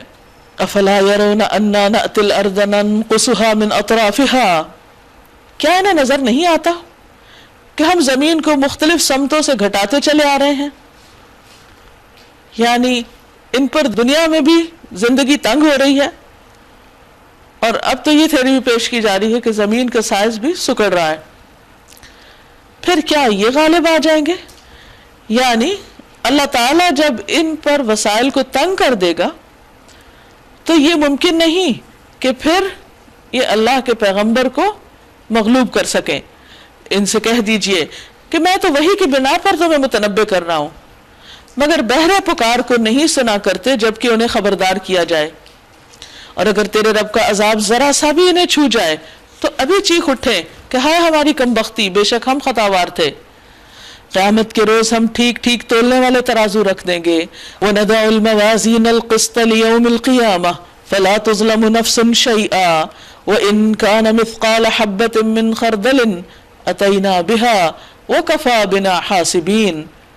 قیامت کے روز ہم ٹھیک ٹھیک تولنے والے ترازو رکھ دیں گے، یعنی انسانوں کے نامہ اعمال تولے جائیں گے. پھر کسی شخص پر ذرہ برابر بھی ظلم نہ ہوگا. جس کا رائی کے دانے برابر بھی کچھ کیا دھرا ہوگا، یعنی رائی کا دانہ بہت ہی چھوٹا دانہ ہوتا ہے، یعنی اتنا سے بھی اگر کسی نے کوئی نیک عمل کیا ہے وہ ہم سامنے لے آئیں گے، چھپا نہ رہے گا. اور حساب لگانے کے لیے ہم کافی ہیں، یعنی کسی اور سے مدد بھی نہیں چاہیے، اللہ تعالیٰ خود ہی فیصلہ کرے گا. وَلَقَدْ آتَيْنَا مُوسَى وَهَارُونَ الْفُرْقَانَ وَضِيَاءً وَذِكْرًا لِلْمُتَّقِينَ. پہلے ہم موسیٰ علیہ السلام اور ہارون علیہ السلام کو فرقان اور روشنی اور ذکر عطا کر چکے ہیں ان متقی لوگوں کی بھلائی کے لیے جو بے دیکھے اپنے رب سے ڈریں اور جن کو حساب کی اس گھڑی کا کھٹکا لگا ہو. اور اب یہ بابرکت ذکر ہم نے تمہارے لیے نازل کیا ہے. وَهَذَا ذِكْرٌ مُبَارَكٌ أَنزَلْنَاهُ أَفَأَنْتُمْ لَهُ مُنْكِرُونَ. پھر کیا تم اس کو قبول کرنے سے انکار کرتے ہو؟ یعنی اللہ سبحانہ وتعالیٰ نے تمہارے لیے برکتوں والی کتاب اتاری اور تم اس کو پڑھنا نہیں چاہتے، تم اس کو سننا نہیں چاہتے، تم اس کی باتوں کو ماننا نہیں چاہتے، عمل نہیں کرنا چاہتے، تم اس کا انکار کرتے، تم اس کو جھٹلاتے ہو. نقصان کس کا ہوگا؟ اسی کا جو اتنے فائدے والی چیز کو اپنے سے دور کر دے. پھر ابراہیم علیہ السلام کی مثال دی گئی. وَلَقَدْ آتَيْنَا إِبْرَاهِيمَ رُشْدَهُ مِن قَبْلُ وَكُنَّا بِهِ عَالِمِينَ. اس سے بھی پہلے ہم نے ابراہیم علیہ السلام کو اس کی ہوش مندی بخشی تھی، رشد عطا کی تھی، اور ہم اس کو خوب جانتے تھے. یاد کرو وہ موقع جب کہ اس نے اپنے باپ اور اپنی قوم سے کہا تھا یہ مورتیں کیسی ہیں جن کے تم لوگ گرویدہ ہو رہے ہو، یعنی چند بت ہیں خوبصورت سجا کے رکھے ہوئے ہیں اور ان پہ تم ریجھ رہے ہو. انہوں نے جواب دیا ہم نے اپنے باپ دادا کو ان کی عبادت کرتے پائے نہیں، اور کوئی دلیل نہیں تھی سوائے اس کے کہ آباء و اجداد کا طریقہ ہے. اس نے کہا تم بھی گمراہ اور تمہارے باپ دادا بھی سری گمراہی میں پڑے ہوئے تھے. انہوں نے کہا کیا تو ہمارے سامنے اپنے اصلی خیالات پیش کر رہا ہے یا مذاق کر رہا ہے؟ یہ کیسی باتیں ہو رہی؟ کیونکہ ایسی بات تو انہوں نے کبھی کسی سے سنی نہ تھی. تو ان کے لیے تو بڑی شاکنگ نیوز تھی کہ ایک شخص اٹھ کے ان کے صدیوں کے طریقوں کو جو اسٹیبلش ہو چکے تھے ان کے کلچر میں ان کو چیلنج کر رہا ہے. یہ تو بڑی حیرت کی بات ہے. اس نے جواب دیا نہیں، بلکہ فی الواقع تمہارا رب وہی ہے جو زمین اور آسمانوں کا رب اور ان کا پیدا کرنے والا ہے. اس پر میں تمہارے سامنے گواہی دیتا ہوں اور خدا کی قسم میں تمہاری غیر موجودگی میں ضرور تمہارے بتوں کی خبر لوں گا. یعنی اگر تم میری دلیل سے بات نہیں سمجھتے تو میں تمہیں پھر عملی طریقے سے بتاؤں گا کہ بت کچھ بھی نہیں کر سکتے، وہ تو اپنا بھی دفاع نہیں کر سکتے. چنانچہ اس نے ان کو ٹکڑے ٹکڑے کر دیا. یعنی جب وہ پجاری وغیرہ وہاں نہیں تھے تو موقع پا کے انہوں نے سارے بت توڑ ڈالے اور صرف ان کے بڑے کو چھوڑ دیا تاکہ وہ اس کی طرف رجوع کریں، اس سے پوچھیں کہ باقیوں کا کیا حال ہوا. انہوں نے آ کر بتوں کا یہ حال دیکھا تو کہنے لگے ہمارے خداؤں کا یہ حال کس نے کیا؟ بڑا ہی کوئی ظالم تھا وہ. بعض بولے ہم نے ایک نوجوان کو ان کا ذکر کرتے سنا تھا جس کا نام ابراہیم ہے. انہوں نے کہا تو پکڑ لا اسے سب کے سامنے تاکہ لوگ دیکھ لیں کیا کہ اس کی کیسی خبر لی جاتی. اور ابراہیم علیہ السلام اصل میں چاہتے بھی یہی تھے کہ سارے لوگ موجود ہوں اور میں ان کے سامنے حق کی بات رکھوں۔ ابراہیم علیہ السلام کے آنے پر انہوں نے پوچھا، کیوں ابراہیم تو نے ہمارے خداؤں کے ساتھ یہ حرکت کی ہے؟ اس نے جواب دیا، بلکہ یہ سب کچھ ان کے سردار نے کیا ہے، انہی سے پوچھ لیجئے اگر یہ بولتے ہوں۔ یہ سن کر وہ لوگ اپنے ضمیر کی طرف پلٹے، یعنی تھوڑی دیر سوچ میں پڑ گئے اور دلوں میں کہنے لگے واقعی تم خود ہی ظالم ہو۔ مگر پھر ان کی مت پلٹ گئی، بولے تو جانتا ہے کہ یہ تو نہیں بولتے۔ یہی تو سمجھنے کی بات تھی، لیکن انہیں نہ سمجھ آئی۔ ابراہیم علیہ السلام نے کہا، پھر کیا تم اللہ کو چھوڑ کر ان چیزوں کو پوج رہے ہو جو نہ تمہیں نفع پہنچا سکتے ہیں نہ نقصان؟ تحفہ تم پر اور تمہارے ان معبودوں پر جن کی تم اللہ کو چھوڑ کر عبادت کر رہے ہو، کیا تم کچھ بھی عقل نہیں رکھتے؟ انہوں نے کہا، جلا ڈالو اس کو اور حمایت کرو اپنے خداؤں کی اگر تمہیں کچھ کرنا ہے۔ اب آپ دیکھیے کہ دلیل کے مقابلے میں دھمکی، اور اتنی بڑی دھمکی کہ اس کو ختم کر دینے کا، قتل کر دو کا، جلا ڈالو، کیونکہ جلا کے مارنا کسی کو بہت زیادہ اذیت ناک بھی ہے اور بہت زیادہ وقت بھی لیتا ہے۔ تو انہوں نے بہت ہی سخت قسم کی سزا تجویز کی، اور کس لیے کی؟ ان کنتم فاعلین، اگر تمہیں کچھ کرنا ہے۔ کس کے لیے؟ اپنے خداؤں کی مدد کرنے کے لیے۔ حیرت کی بات ہے کہ خدا تو اس لیے ہے کہ وہ بندوں کی مدد کرے، نہ کہ اس لیے کہ بندے اس کی مدد کریں یا اس کا دفاع کریں۔ ہم نے کہا، اے آگ ٹھنڈی ہو جا، قلنا یا نار کونی بردا وسلاما وسلاما علی ابراہیم، اور سلامتی بن جا ابراہیم پر علیہ السلام۔ وہ چاہتے تھے کہ ابراہیم علیہ السلام کے ساتھ برائی کریں، مگر ہم نے ان کو بری طرح ناکام کر دیا۔ یعنی ابراہیم علیہ السلام کو سب نے مل کے جو آگ میں پھینکا تو آگ ان پر ٹھنڈی ہوگی، اور ابراہیم علیہ السلام صحیح سلامت آگ سے باہر آ گئے کہ ایک خراش بھی ان کے جسم پر نہیں آئی تھی۔ یہ اتنی حیران کن بات تھی، اتنا بڑا معجزہ تھا کہ اگر وہ تھوڑی سی بھی عقل سے کام لیتے تو بات سمجھ جاتے، لیکن انہوں نے سمجھ کر نہ دی، کیونکہ انسان جب ایک غلط رستے پہ پڑ جاتا ہے یا اندھیروں میں چلا جاتا ہے تو پھر اس کو بڑی بڑی چیزیں بھی نظر نہیں آتی اور وہ انجانے میں انہی سے ٹکرے مارتا رہتا ہے۔ نبی صلی اللہ علیہ وسلم نے فرمایا، ابراہیم علیہ السلام کو جب آگ میں ڈالا گیا تو زمین کے ہر جانور نے آگ بجھانے کی کوشش کی سوائے گرگٹ کے کہ یہ اس میں پھونک مار رہا تھا تاکہ اور بھڑکے، اس لیے رسول اللہ صلی اللہ علیہ وسلم نے اس کو مارنے کا حکم دیا، یعنی وہ ایک طرح سے فسادی جانور ہے۔ اور ہم اسے اور لوط علیہ السلام کو بچا کر اس سرزمین کی طرف نکال لے گئے جس میں ہم نے دنیا والوں کے لیے برکتیں رکھی ہیں، یعنی شام اور فلسطین کی جگہ۔ ہم نے اسے اسحاق علیہ السلام عطا کیے اور یعقوب علیہ السلام اس پر مزید، اور ہر ایک کو صالح بنایا۔ اب دیکھیے، اولاد تو بہت لوگوں کے پاس ہوتی ہے، لیکن انسان کے لیے بہت بڑی خوش قسمتی ہے اگر اس کے بچے نیک ہو، اس کی آنکھوں کی ٹھنڈک ہوتے ہیں۔ تو یہاں فرمایا کہ انہوں نے تو اس کو ختم کرنے کے لیے آگ میں ڈالنے کی کوشش کی، لیکن اللہ تعالیٰ نے ان کو برکتوں والی زمین عطا کی اور اس کے ساتھ ساتھ نیک اولاد۔ وَجَعَلْنَاهُمْ أَئِمَّةً يَهْدُونَ بِأَمْرِنَا، اور ہم نے ان کو امام بنا دیا، ان کے بچوں کو جو ہمارے حکم سے رہنمائی کرتے تھے، اور ہم نے انہیں وحی کے ذریعے نیک کاموں کی، نماز قائم کرنے کی اور زکوٰۃ دینے کی ہدایت کی، اور وہ ہمارے عبادت گزار تھے۔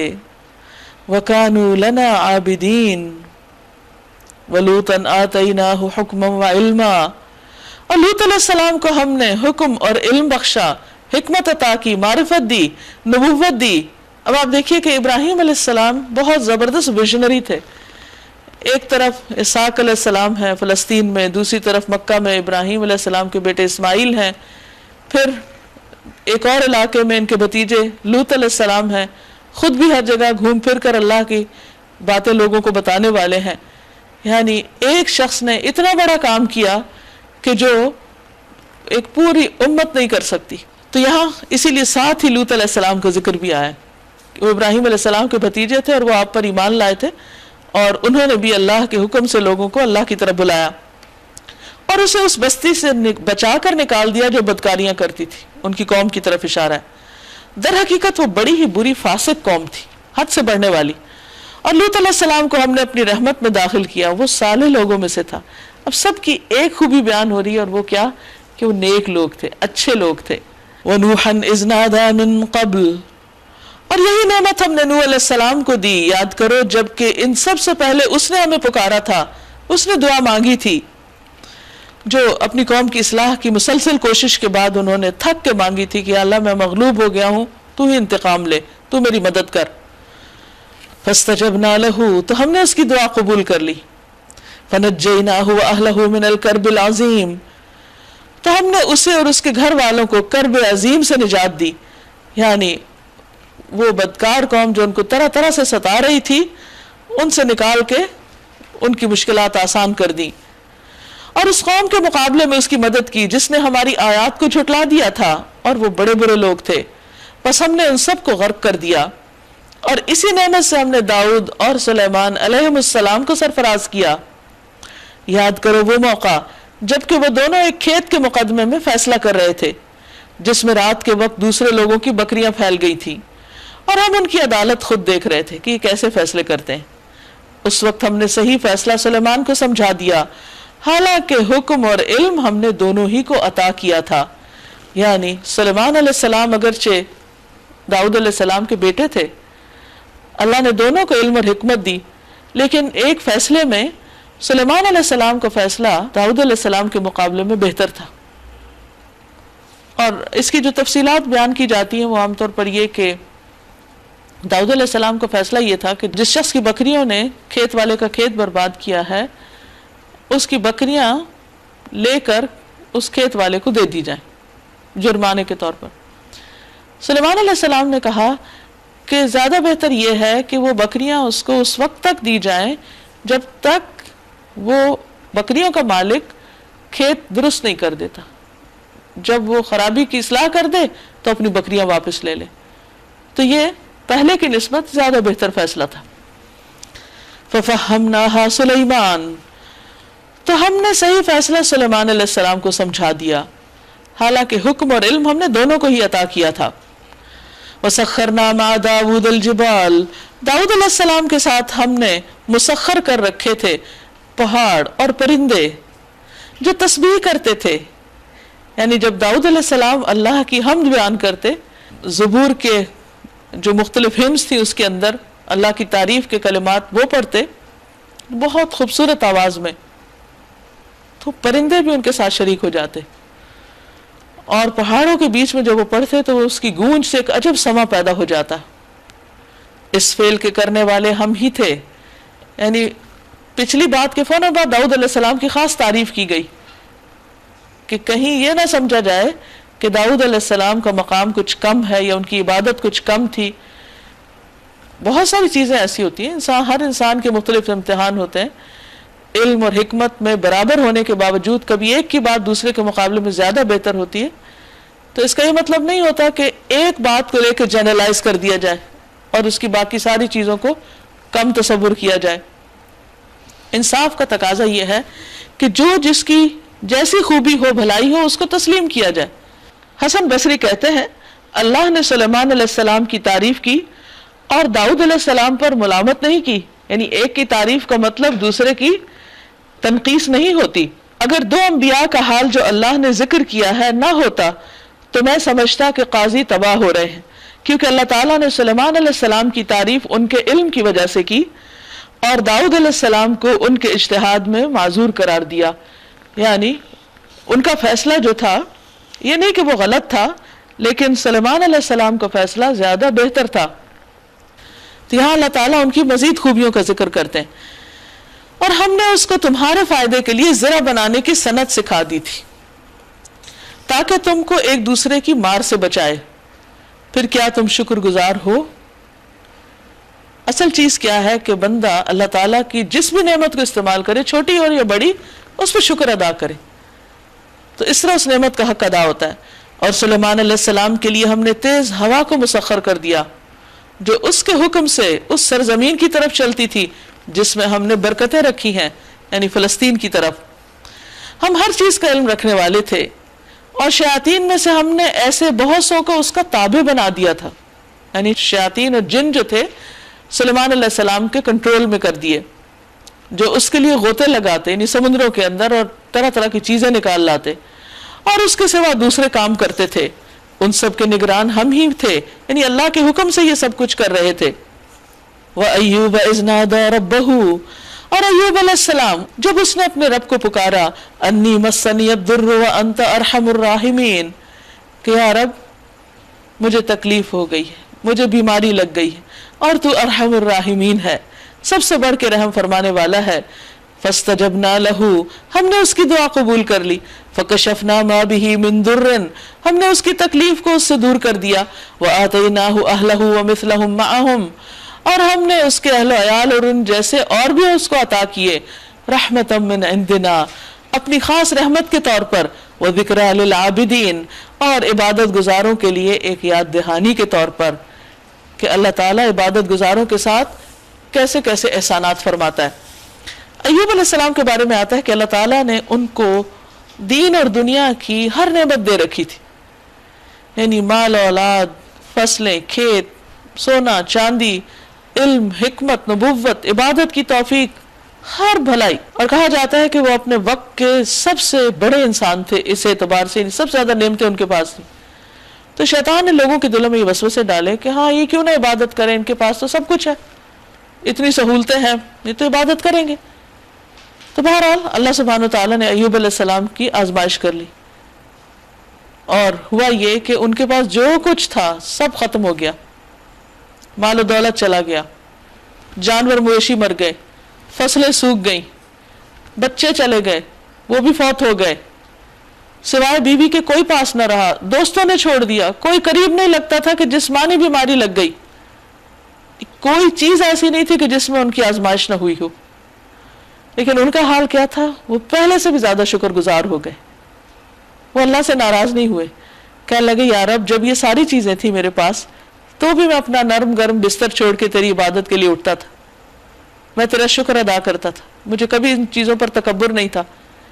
لیکن جب یہ سب کچھ تو نے لے لیا تو اب میرے اور تیرے بیچ میں اب کچھ بھی نہ رہا، میں اور زیادہ تیرے قریب ہو گیا. تو اللہ سبحانہ وتعالیٰ نے ان پر اپنی رحمت کی، نہ صرف یہ کہ ان کی وہ چیزیں لوٹائیں بلکہ اس سے بھی دگنی دی. اور کہا جاتا ہے کہ ان کے اوپر سونے کے پتنگوں کی بارش ہوئی. تو وہ اس کو جب اکٹھا کرنے لگے تو اللہ تعالیٰ نے فرمایا کہ یہ کیا؟ تو انہوں نے کہا کہ اللہ تعالیٰ مجھے اس کی ضرورت نہیں، لیکن میں تیری برکت سے محروم نہیں ہونا چاہتا، کہ تو مجھے دے رہا ہے تو میں اسے لے رہا ہوں. تو شکر گزاری کے طور پر تو کسی نعمت کو شکر کے خوش ہو کر لینا اور اس کو خوش دلی کے ساتھ قبول کرنا اور اس کو صحیح جگہ استعمال کرنا، یہ بھی اللہ کو راضی کرتا ہے. یعنی صرف تکلیف پر صبر ہی نہیں بلکہ نعمت پر شکر بھی اللہ تعالیٰ کے قرب کا ذریعہ بنتا ہے. وَإِسْمَاعِيلَ وَإِدْرِيسَ وَذَا الْكِفْلِ، یہی نعمت اسماعیل اور ادریس اور ذو الکفل علیہم السلام کو ہم نے دی، یعنی حکمت، علم، نبوت، کہ جس کی بنا پر انسان صحیح طور پر زندگی بسر کرتا ہے. یہ سب صابر لوگ تھے، کل من الصابرین. ان کا ذکر ایوب علیہ السلام کے بعد آیا، ان کا سب سے پہلے، کیونکہ سب سے زیادہ درجہ صبر میں ان کا بلند تھا. وَأَدْخَلْنَاهُمْ فِي رَحْمَتِنَا، اس صبر کی وجہ سے ہم نے انہیں اپنی رحمت میں داخل کیا. إِنَّهُمْ مِنَ الصَّالِحِينَ، بے شک وہ صالح لوگوں میں سے تھے. ان کے لیے بھی یہی گواہی کہ وہ نیک تھے. وَذَنُّونِ إِذْ ذَهَبَ مُغَاضِبًا، اور مچھلی والے کو بھی ہم نے نوازا، مراد یونس علیہ السلام. کہیں ان کا نام لیا گیا قرآن مجید میں، کہیں ذنون کہا گیا، کہیں صاحب الحوت کہا گیا ہے، اور انہیں مچھلی والا اس لیے کہا گیا کہ وہ مچھلی کے پیٹ میں چلے گئے تھے. جب وہ ناراض ہو کے چلے گئے، کس سے؟ اپنی قوم سے، کہ مانتی کیوں نہیں.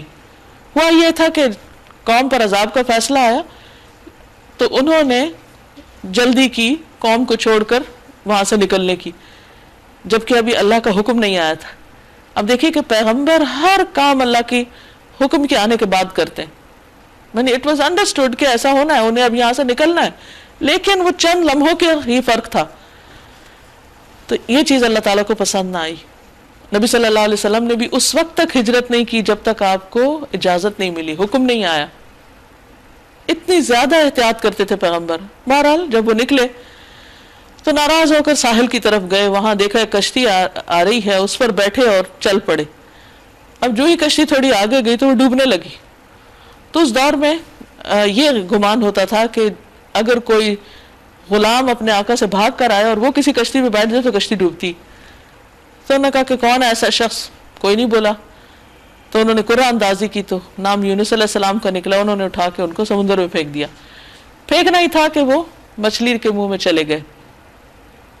وہاں مچھلی کے پیٹ میں اندھیرے اور مچھلی خود سمندر کی تہوں میں چلی گئی اور اندھیروں پر اندھیرے, کسی قسم کی کوئی روشنی کی کرن نہ تھی. کہاں سے کہاں پہنچ گئے, اور انتہائی غم کی حالت میں کہ یہ کیا ہو گیا ہے. فنادا فی الظلمات, ان اندھیروں میں اس نے جا کے پکارا, اللہ الہ الا انت سبحانک انی کنت من الظالمین.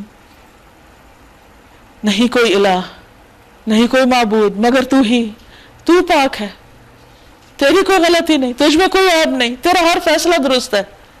انی کنت من الظالمین, میرا ہے سب قصور, میں ہی ظالموں میں سے, میری غلطی ہے, میری خطا ہے. اب دیکھیے ایک بندہ وہ ہوتا ہے کہ جب اس پر تکلیف ہے تو اللہ تعالیٰ کو مورد الزام ٹھہراتا ہے, اس سے شکوہ کرنے لگتا ہے کہ اللہ نے میرے ساتھ ایسا کیوں کر دیا. اور ایک وہ ہے کہ وہ کہتا ہے کہ اس میں اللہ تعالیٰ کا تو کوئی قصور نہیں, تو میری اپنی غلطی ہے. اور یہ غلطی کا اعتراف اللہ تعالیٰ کو بہت پسند ہے. فاستجبنا له, ہم نے اس کی دعا سن لی. ونجیناہ من الغم, ہم نے اس کو غم سے نجات دے دی.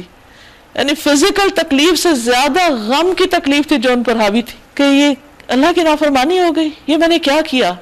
یعنی سخت قسم کی ریئلائزیشن اور ندامت کہ اپنے آپ کو ظالم قرار دیا. اور وہ اپنی اس بات میں سچے تھے یہ کہنے میں. ہم لوگ بھی آیت کریمہ پڑھتے ہیں اور بس پڑھے جاتے ہیں, وی ڈونٹ مین اٹ کہ ہمارا قصور ہے, وی آر رانگ. کیونکہ دنیا کا سب سے مشکل کام کیا ہے کہ آئی واز رانگ, میری غلطی.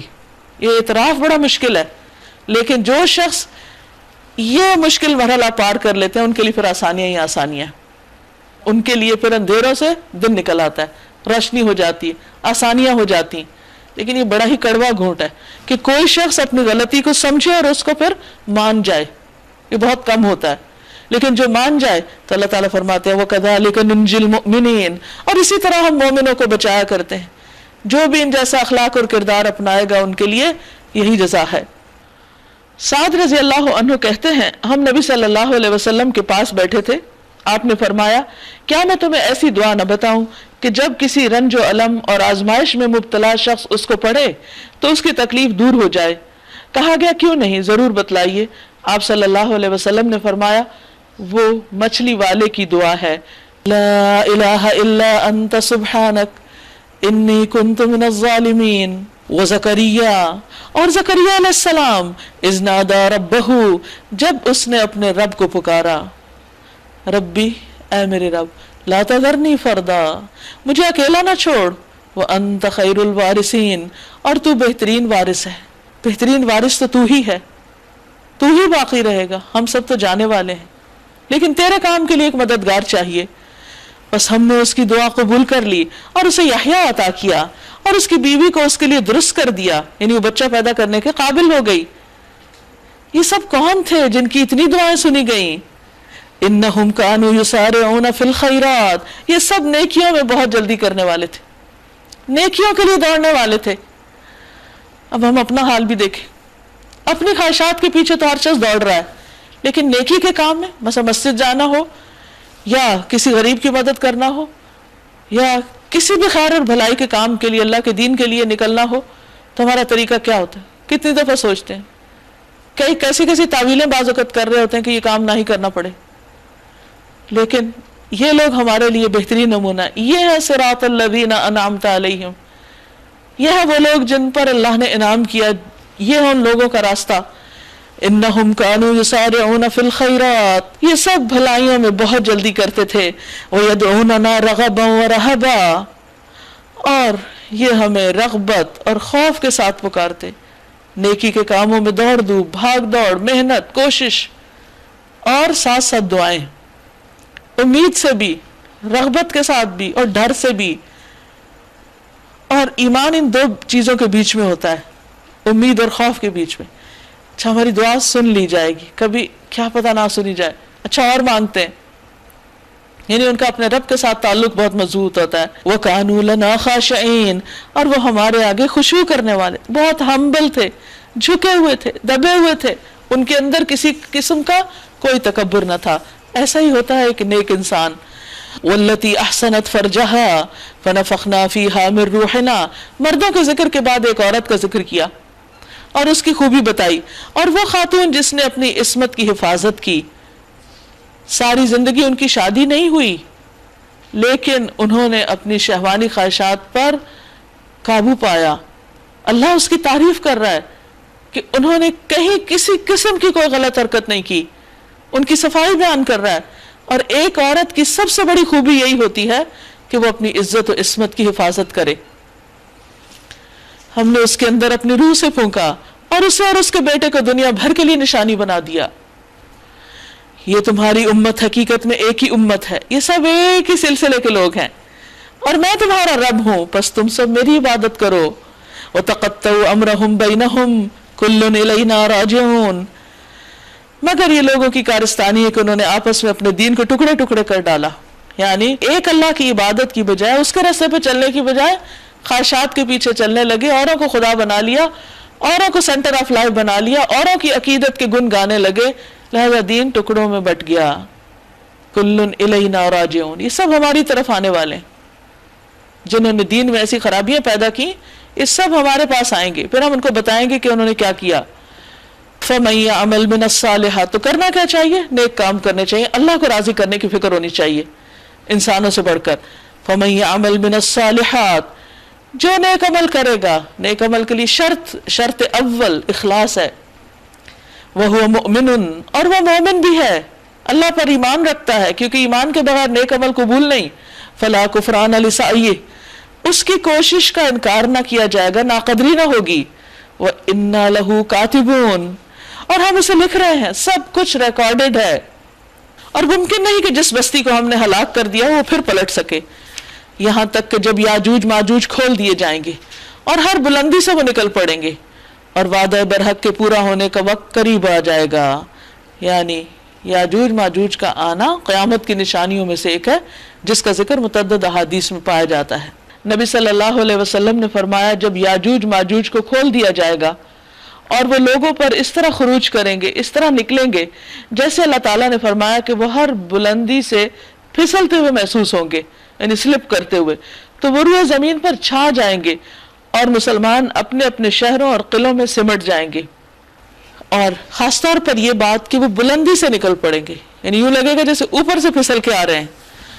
حقیقت تو اللہ ہی جانتا ہے، تبھی پتہ چلے گی جب وہ سامنے آئیں گے. اور وعدہ برحق کے پورا ہونے کا وقت قریب آ لگے گا، یعنی پھر قیامت بہت قریب آ جائے گی.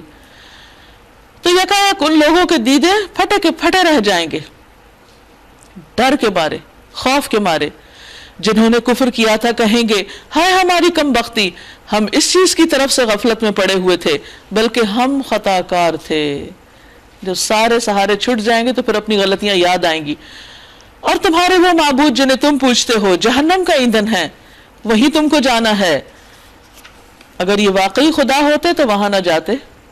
ان سب کو ہمیشہ اسی میں رہنا ہے، یعنی بتوں کو بھی، اور خاص طور پر وہ جو خود چاہے کہ ہماری عبادت کی جائے، ان کو بھی اپنے پیروکاروں کے ساتھ جہنم میں جانا ہوگا، چاہے وہ انسان ہو یا پتھر ہو یا کچھ بھی، تاکہ ان کے پیروکاروں کو، فالوورز کو پتہ چلے کہ ان کی کیا حقیقت تھی. اگر یہ واقعی خدا ہوتے تو وہاں نہ جاتے. ان سب کو ہمیشہ اسی میں رہنا ہے. وہاں وہ پھنکارے ماریں گے اور حال یہ ہوگا کہ اس میں کان پڑی آواز سنائی نہ دے گی. ان الذین سبقت لهم منا الحسنى اولئک عنہا مبعدون. رہے وہ لوگ جن کے لیے ہماری طرف سے بھلائی کا پہلے ہی فیصلہ ہو چکا ہے تو وہ یقیناً اس سے دور رکھے جائیں گے، یعنی جہنم سے. اس کی سرسراہٹ تک نہ سنیں گے، بالکل ان کو پتہ بھی نہیں چلے گا پھر. اور وہ ہمیشہ اپنی من بھاتی چیزوں کے درمیان میں رہیں گے، ساری خواہشات پوری ہوں گی. وہ انتہائی گھبراہٹ کا وقت ان کو ذرا پریشان نہ کرے گا.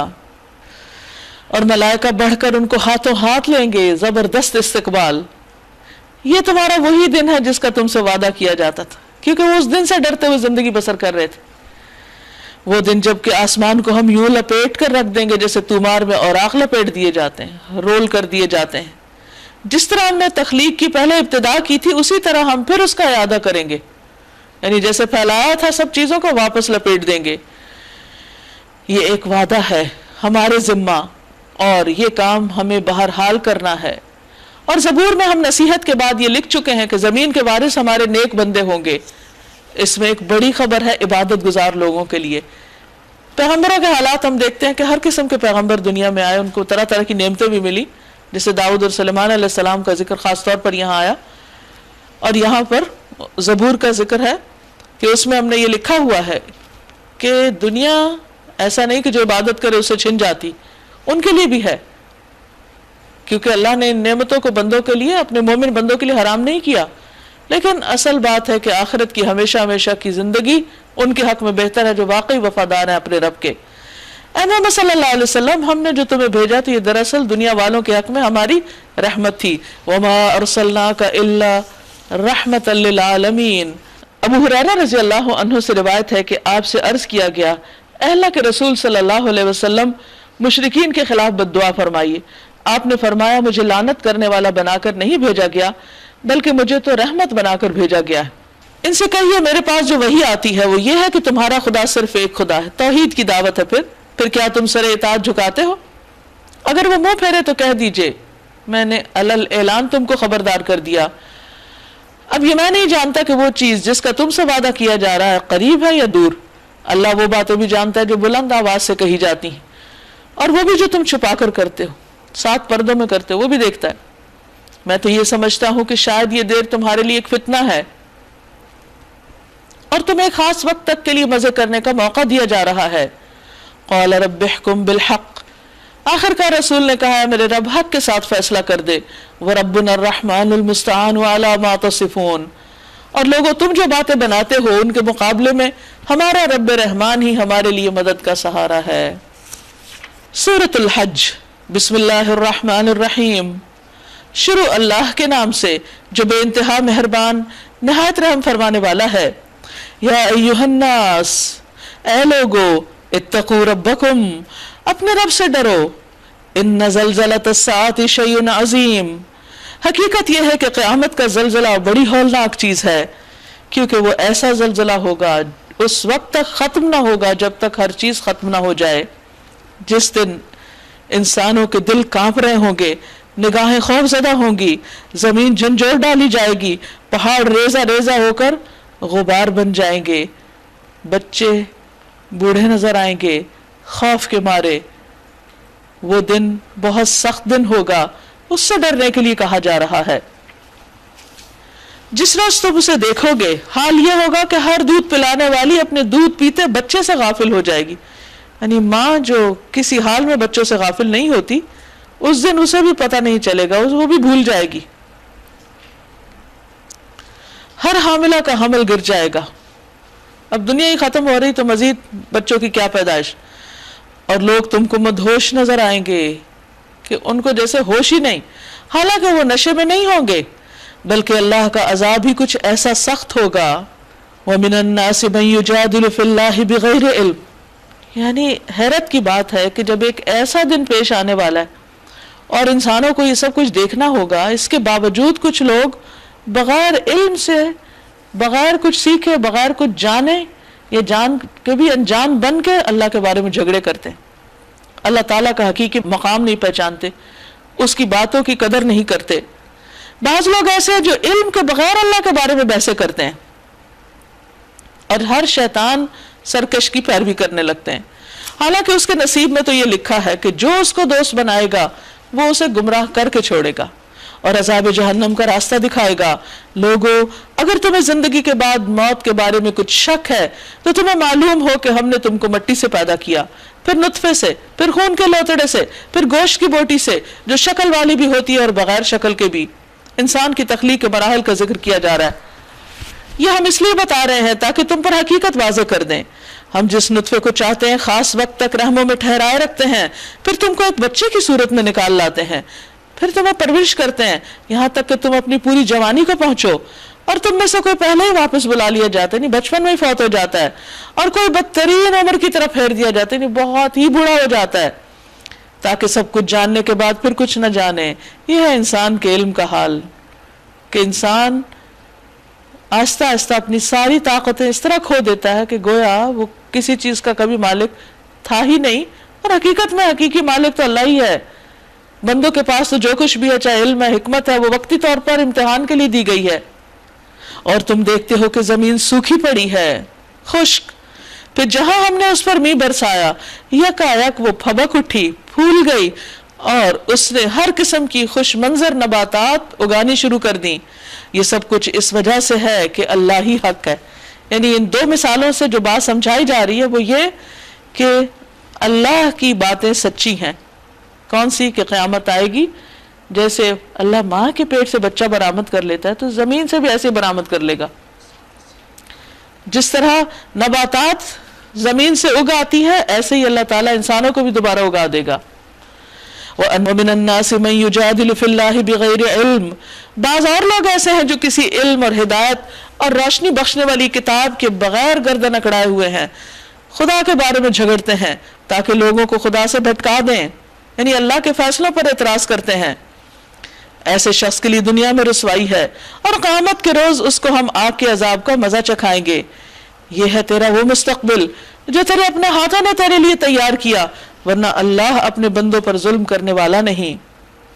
وَمِنَ النَّاسِ مَن يَعْبُدُ اللَّهَ عَلَى حَرْفٍ. لوگوں کی ایک اور قسم، یعنی کچھ تو ایسے نا جو بغیر علم کے جھگڑے کرتے ہیں، اور کچھ ایسے ہیں کہ جو جھگڑے تو نہیں کرتے، کچھ اطاعت بھی کر لیتے ہیں، مگر کس قسم کی؟ کہ وہ کنارے پہ رہ کے اطاعت کرتے ہیں.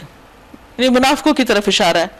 اگر فائدہ ہو تو مطمئن ہو گیا، یعنی دین سے کوئی فائدہ ملا تو ٹھیک ہے دین، اور اگر کوئی مشکل آ گئی، مشقت آ گئی، کوئی آزمائش آ گئی، امتحان ہو گیا اس راستے میں تو الٹا پھر گیا، اس کی دنیا بھی گئی اور آخرت بھی. یہ ہے صریح خسارہ. پھر وہ اللہ کو چھوڑ کر ان کو پکارتا ہے جو نہ اس کو نقصان پہنچا سکتے ہیں نہ فائدہ. ذالک هو الضلال البعید. یہ ہے دور کی گمراہی. یدعو لمن ضرہ اقرب من نفعہ. وہ ان کو پکارتا ہے جن کا نقصان ان کے نفع سے قریب تر ہے، یعنی جن کو پکارنا سارے اعمال کو برباد کر دیتا ہے. بدترین ہے اس کا مولا اور بدترین ہے اس کا رفیق، کہ جس کو پکارنے سے ہی سب مشکلیں شروع ہو جاتی ہیں. اس کے برعکس اللہ ان لوگوں کو جو ایمان لائے اور جنہوں نے نیک عمل کیے یقیناً ایسی جنتوں میں داخل کرے گا جن کے نیچے نہریں بہہ رہی ہوں گی. اللہ کرتا ہے جو کچھ وہ چاہتا ہے، یعنی اللہ تعالیٰ کے اختیارات اسی کے پاس ہیں، لامحدود ہیں. دنیا اور آخرت میں جہاں جو چاہے جب چاہے تصرف کر سکتا ہے، اس کو کوئی روکنے والا نہیں. ان اللہ یفعل ما یرید من کان یظن ان لن ینصرہ اللہ فی الدنیا والآخرہ. اس کے باوجود کچھ لوگ یہ سمجھتے کہ اللہ اس کی مدد نہیں کرتا یا شاید کر نہیں سکتا. فرمایا جو شخص یہ گمان رکھتا ہو کہ اللہ دنیا اور آخرت میں اس کی کوئی مدد نہ کرے گا، اسے چاہیے کہ ایک رسی کے ذریعے آسمان تک پہنچ کر شگاف لگائے، پھر دیکھ لے کہ آیا اس کی تدبیر کسی ایسی چیز کو رد کر سکتی ہے جو اس کو ناگوار ہے. ایسی ہی کھلی کھلی باتوں کے ساتھ ہم نے اس قرآن کو نازل کیا ہے، اور ہدایت اللہ جسے چاہتا ہے دیتا ہے. یعنی جو یہ سمجھتا ہے کہ اللہ تعالیٰ اس کی مدد نہیں کرے گا، پھر وہ جو بھی کر سکتا ہے، یعنی اللہ کے اختیارات میں کسی طرح شریک ہو کر کچھ تبدیلی کرنا چاہے تو کر کے دیکھے، وہ کیا بنے گا؟ کچھ بھی نہیں. کچھ کر سکتا ہے؟ ہرگز بھی نہیں. اول تو کہ آسمان تک وہ پہنچ ہی نہیں سکتا کہ وہاں جا کر وہ اللہ تعالیٰ کے اختیارات میں سے کچھ لے لے. تو انسان کو اللہ کے بارے میں ہمیشہ اچھے گمان رکھنے چاہیے، اور اگر دعا کی قبولیت میں دیر بھی ہو رہی ہو یا کوئی بات مشکل ہو رہی ہو تو یہ نہیں سوچنا چاہیے، مایوس نہیں ہونا چاہیے کہ اللہ تعالیٰ مدد نہیں کرتا. ان الذين آمنوا والذين هادوا والصابئين والنصارى والمجوس والذين اشركوا. 6 گروپس کا ذکر ہے جو ایمان لائے، جو یہودی ہوئے، جو صابی ہوئے، جو نصارہ ہوئے، جو مجوس ہوئے، اور جنہوں نے شرک کیا. یہ سارے گروہ، ان سب کے درمیان اللہ قیامت کے روز فیصلہ کرے گا. یعنی دنیا میں انسانی گروہوں کے بیچ میں جو بھی جھگڑا ہے وہ اس کا فیصلہ دنیا میں نہیں ہو سکتا، کیونکہ ہر گروہ اپنے لیے کوئی نہ کوئی تعویل کر لیتا ہے. لیکن قیامت کے دن اللہ بتائے گا کہ کون حق پر تھا اور کون ناحق. ہر چیز اللہ کی نظر میں ہے. کیا تم دیکھتے نہیں کہ اللہ کے آگے سر بسجود ہیں وہ سب جو آسمانوں میں ہیں اور وہ سب جو زمین میں ہیں، سب جھکے ہوئے ہیں. سورج اور چاند اور تارے اور پہاڑ اور درخت اور جانور اور بہت سے انسان، اور بہت سے وہ لوگ بھی ہیں جو عذاب کے مستحق ہو چکے ہیں کیونکہ وہ سجدہ نہیں کرتے. کیونکہ سب سے پہلے تو نماز کا ہی حساب ہوگا. تو اگر ساری کائنات سجدہ کر رہی ہے اور انسان نہ کرے تو یہ انسانی کی بدقسمتی. اب یہاں ایک ایک آبجیکٹ کا نام لے کے بتایا جا رہا ہے یہ سب کا اپنا اپنا سجدہ ہے اور ہر ایک کو پتا ہے اس کا سجدہ کیا ہے. اور بعض اوقات اللہ تعالیٰ کچھ لوگوں کو ان کا حقیقی سجدہ بھی دکھا دیتا ہے، جیسے ایک حدیث میں آتا ہے وَمَن يُهِنِ اللَّهُ فَمَا لَهُ مِن مُكْرِمٍ، جسے اللہ ذلیل و خوار کر دے اس کو کوئی عزت نہیں دے سکتا. ان اللہ یفعل ما یشاء، بے شک اللہ جو چاہتا ہے کرتا ہے. اس لیے انسان کو عزت بندوں کے پاس نہیں تلاش کرنی چاہیے، اللہ کے پاس دیکھنی چاہیے، وہاں جا کے مانگنی چاہیے. هذان خصمان اختصموا فی ربہم، یہ دو فریق ہیں جن کے درمیان اپنے رب کے معاملے میں جھگڑا ہے. یعنی رب کیا دیتا ہے اور کیا نہیں. ان میں سے وہ لوگ جنہوں نے کفر کیا ان کے لیے آگ کے لباس کاٹے جا چکے ہیں. مطلب یہ کہ بالکل یقینی بات ہے کہ ان کے ساتھ یہ ہوگا کہ ان کو جہنم میں آگ کا ہی لباس پہنایا جائے گا. ان کے سروں پہ کھولتا پانی ڈالا جائے گا جس سے ان کی کھالینی پیٹ کے اندر کے حصے گل جائیں گے. اور ان کی خبر لینے کے لیے لوہے کے گرز ہوں گے. جب کبھی وہ گھبرا کر جہنم سے نکلنے کی کوشش کریں گے اسی میں دھکیل دیے جائیں گے. یعنی وہ لوہے کے ڈنڈے یا لوہے کے جو ہتھوڑے ہیں ان پہ پڑیں گے تو واپس چلے جائیں گے. یعنی ایک طرف تو جلنے کی سزا، اوپر سے مار کہ چکھو اب جلنے کی سزا کا مزہ. دوسری طرف جو لوگ ایمان لائے اور جنہوں نے نیک عمل کیے اللہ ان کو ایسی جنتوں میں داخل کرے گا جن کے نیچے نہریں بہ رہی ہوں گی. وہاں وہ سونے کے کنگنوں اور موتیوں سے آراستہ کیے جائیں گے. یعنی ان کے زیورات خوب خوب ان کو پہنائے جائیں گے. اور مومن کے لیے زیورات جہاں تک اس کے وضو کے نشان ہوں گے. اور ان کے لباس ریشم کے ہوں گے. اور ان کو پاکیزہ بات قبول کرنے کی ہدایت بخشی گئی. یعنی یہ سب انعام کس وجہ سے کہ انہوں نے کلمہ طیبہ کو اختیار کیا اور صحیح رستے پہ چلے. وَهُدُوا إِلَىٰ صِرَاطِ الْحَمِيدِ، اور انہیں خدائے ستودہ صفات کا راستہ دکھایا گیا، یعنی تعریف والے رب کا راستہ دکھایا گیا. ان الذین کفروا ویصدون عن سبیل اللہ والمسجد الحرام، جن لوگوں نے کفر کیا اور جو آج اللہ کے راستے سے روک رہے ہیں اور اس مسجد حرام کی زیارت میں مانے ہیں جسے ہم نے سب لوگوں کے لیے بنایا ہے، سب کا حق ہے، جس میں مقامی باشندوں اور باہر سے آنے والوں کے حقوق برابر ہیں.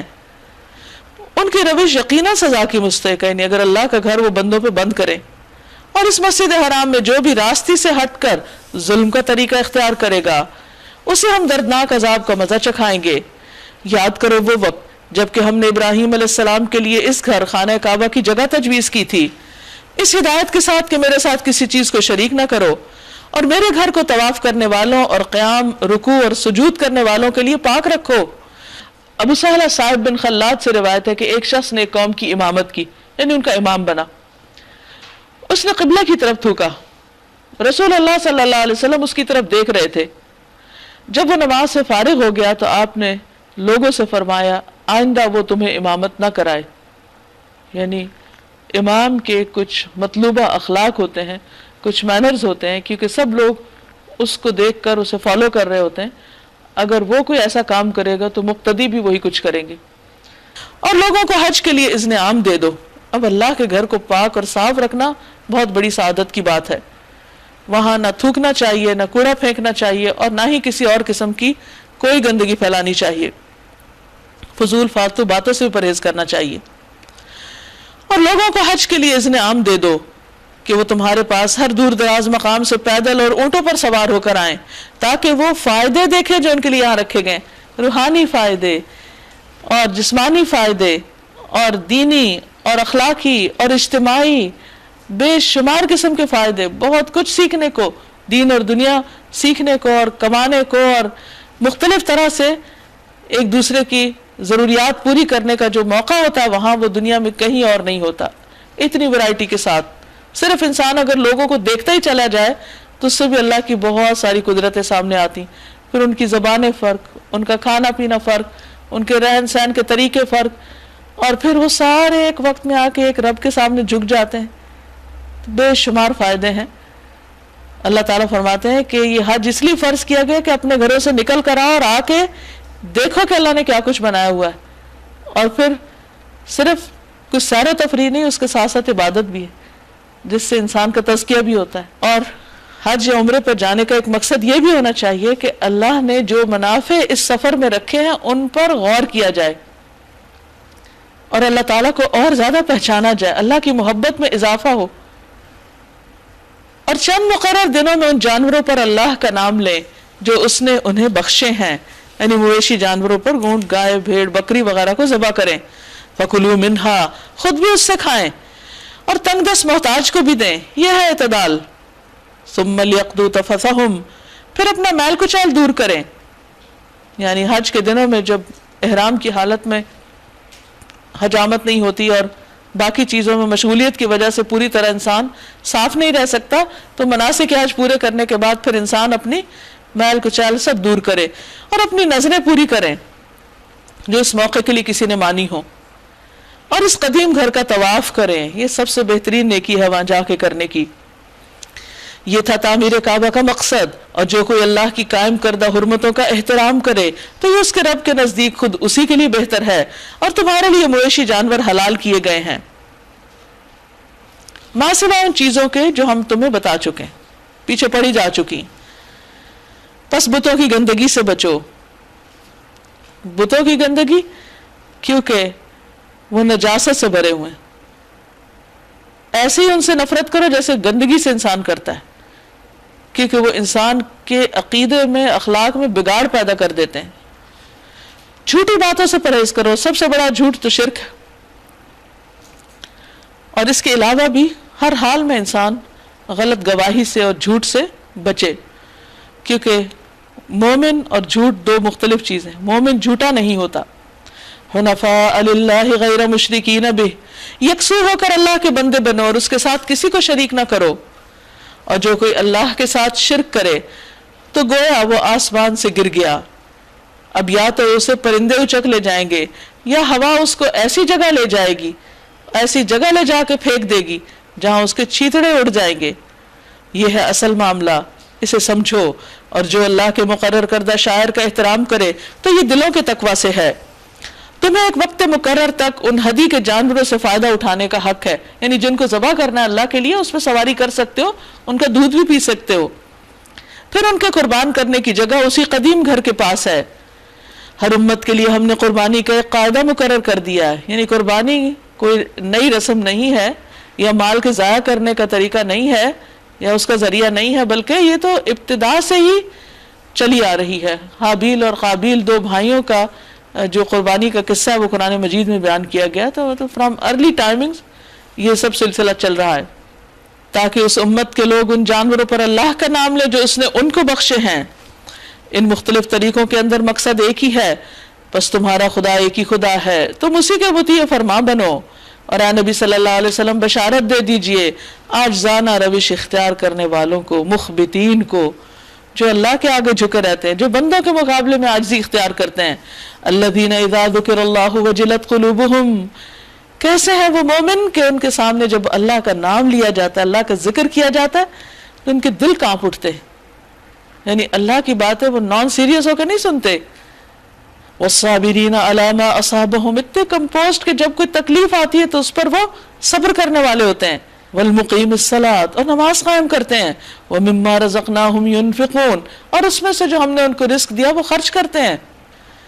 والبدن جعلناها لکم من شعائر اللہ، اور قربانی کی اونٹوں کو ہم نے تمہارے لیے اللہ کی نشانیوں میں شامل کیا ہے، تمہارے لیے ان میں بھلائی ہے، بس انہیں کھڑا کر کے ان پر اللہ کا نام لو۔ یعنی بکرا گائے تو لٹا کے ذبح کی جاتی ہے، لیکن قربانی کا اونٹ کھڑا کر کے اس کے نہر کیا جاتا ہے، اور جب قربانی کے بعد ان کی پیٹھیں زمین پر ٹک جائیں، یعنی جب وہ گر جائیں، جان نکل جائے، تو ان میں سے خود بھی کھاؤ اور ان کو بھی کھلاؤ جو قناعت کیے بیٹھے، اور ان کو بھی جو اپنی حاجت پیش کریں، یعنی جو مانگے اور جو نہ مانگے سب کو دو۔ ان جانوروں کو ہم نے اس طرح تمہارے لیے مسخر کیا ہے تاکہ تم شکر ادا کرتے رہو۔ لَن يَنَالَ اللَّهَ لُحُومُهَا وَلَا دِمَاؤُهَا وَلَكِن يَنَالُهُ التَّقْوَى مِنكُمْ، نہ ان کے گوشت اللہ کو پہنچتے نہ خون، مگر اسے تمہارا تقوی پہنچتا ہے، دل کی حالت پہنچتی، کس جذبے اور کس خوشی کے ساتھ، کس محبت کے ساتھ تم اللہ کے راستے میں اللہ کے دیے ہوئے جانور کو قربان کر رہے ہو۔ اس نے ان کو تمہارے لیے اس طرح مسخر کیا ہے تاکہ اس کی بخشی ہوئی ہدایت پر تم اس کی تکبیر کرو، یعنی اللہ اکبر کہہ کے ذبح کرو، اور بشارت دے دیجئے نیکوکار لوگوں کو، ان اللہ یدافع عن الذین آمنوا، یقیناً اللہ مدافعت کرتا ہے ان لوگوں کی جو ایمان لائے ہیں، یعنی اللہ ان کا مددگار ہے، اللہ ان سے مشکلات کو دور کرتا ہے، اللہ ان سے شیطان کے شر کو دور کرتا ہے اور اس کی چالوں کو توڑتا ہے۔ اللہ کسی خائن کافر نعمت کو پسند نہیں کرتا، یعنی اللہ کو ایسے لوگ پسند نہیں جو خیانت کرنے والے ہوں۔ اذن للذین یقاتلون بانہم ظلموا وان اللہ علی نصرہم لقدیر، اجازت دے دی گئی ان لوگوں کو جن کے خلاف جنگ کی جا رہی ہے کیونکہ وہ مظلوم ہیں، یعنی مکہ میں اجازت نہیں تھی مقابلے کی، لیکن مدینہ میں آ کے جنگ کی اجازت دے دی گئی، اور اللہ یقیناً ان کی مدد پر قادر ہے۔ یہ وہ لوگ ہیں جو اپنے گھروں سے ناحق نکال دیے گئے صرف اس قصور پر کہ وہ کہتے تھے کہ ہمارا رب اللہ ہے، اس کے علاوہ ان کی کوئی غلطی نہیں، انہوں نے کوئی کسی پہ ظلم نہیں کیا، لیکن ان پہ بے حد ظلم کیا گیا اس عقیدے کی وجہ سے۔ اگر اللہ لوگوں کو ایک دوسرے کے ذریعے دفع نہ کرتا رہے تو خانقاہیں اور گرجا اور معبد اور مسجدیں جن میں اللہ کا کثرت سے نام لیا جاتا ہے سب مسمار کر ڈالی جائیں، سب گرا دی جائیں، لیکن اللہ تعالیٰ ایسے سرکشوں کا توڑ کسی نہ کسی طرح کرتے رہتے ہیں۔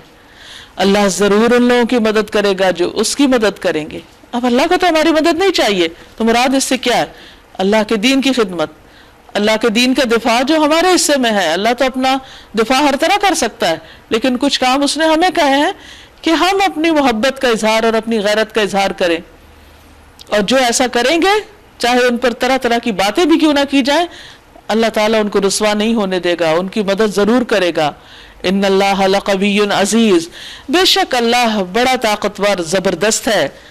یہ وہ لوگ ہیں جنہیں اگر زمین میں اقتدار بخشے تو وہ نماز قائم کریں گے، زکوٰۃ دیں گے، معروف کا حکم دیں گے اور منکر سے منع کریں گے، اور تمام معاملات کا انجام کار اللہ کے ہاتھ میں ہے۔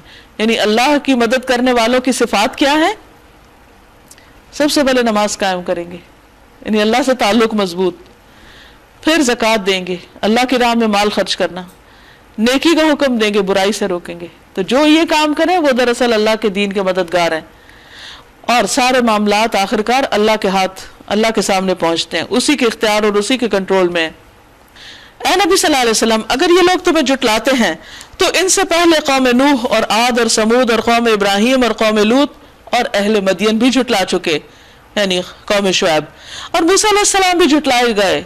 ان سب منکرین حق کو میں نے پہلے مہلت دی پھر پکڑ لیا، یعنی ایک ان کا جو وقت مقرر تھا، مثلا نوح علیہ السلام نے 950 سال تبلیغ کی، تو ان کی مدت اتنی لمبی تھی، اسی طرح باقی قومیں بھی، اور پھر بالآخر پکڑے گئے جب انہوں نے نہیں مانا۔ اب دیکھ لو کہ میری عقوبت کیسی تھی، یعنی میری طرف سے جو ان کی پکڑ ہوئی وہ کس قسم کی تھی کہ وہ اس سے پھر بھاگ نہ سکے۔ فَكَأَيٍّ مِّن قَرْيَةٍ أَهْلَكْنَاهَا وَهِيَ ظَالِمَةٌ، کتنی ہی خطاکار بستیاں جن کو ہم نے تباہ کیا اور آج وہ اپنی چھتوں پر الٹی پڑی، یعنی ان کے گھر گرے پڑے، کوئی بستہ نہیں وہاں، کتنے ہی کنویں بیکار، کتنے ہی قصر کھنڈر بنے ہوئے ہیں، بڑے بڑے محلات اجڑ گئے۔ کیا یہ لوگ زمین میں چلے پھرے نہیں کہ ان کے دل سمجھنے والے اور ان کے کان سننے والے ہوتے؟ حقیقت یہ ہے کہ آنکھیں اندھی نہیں ہوتی مگر وہ دل اندھے ہو جاتے ہیں جو سینوں میں ہیں۔ یہ لوگ عذاب کے لیے جلدی مچا رہے ہیں۔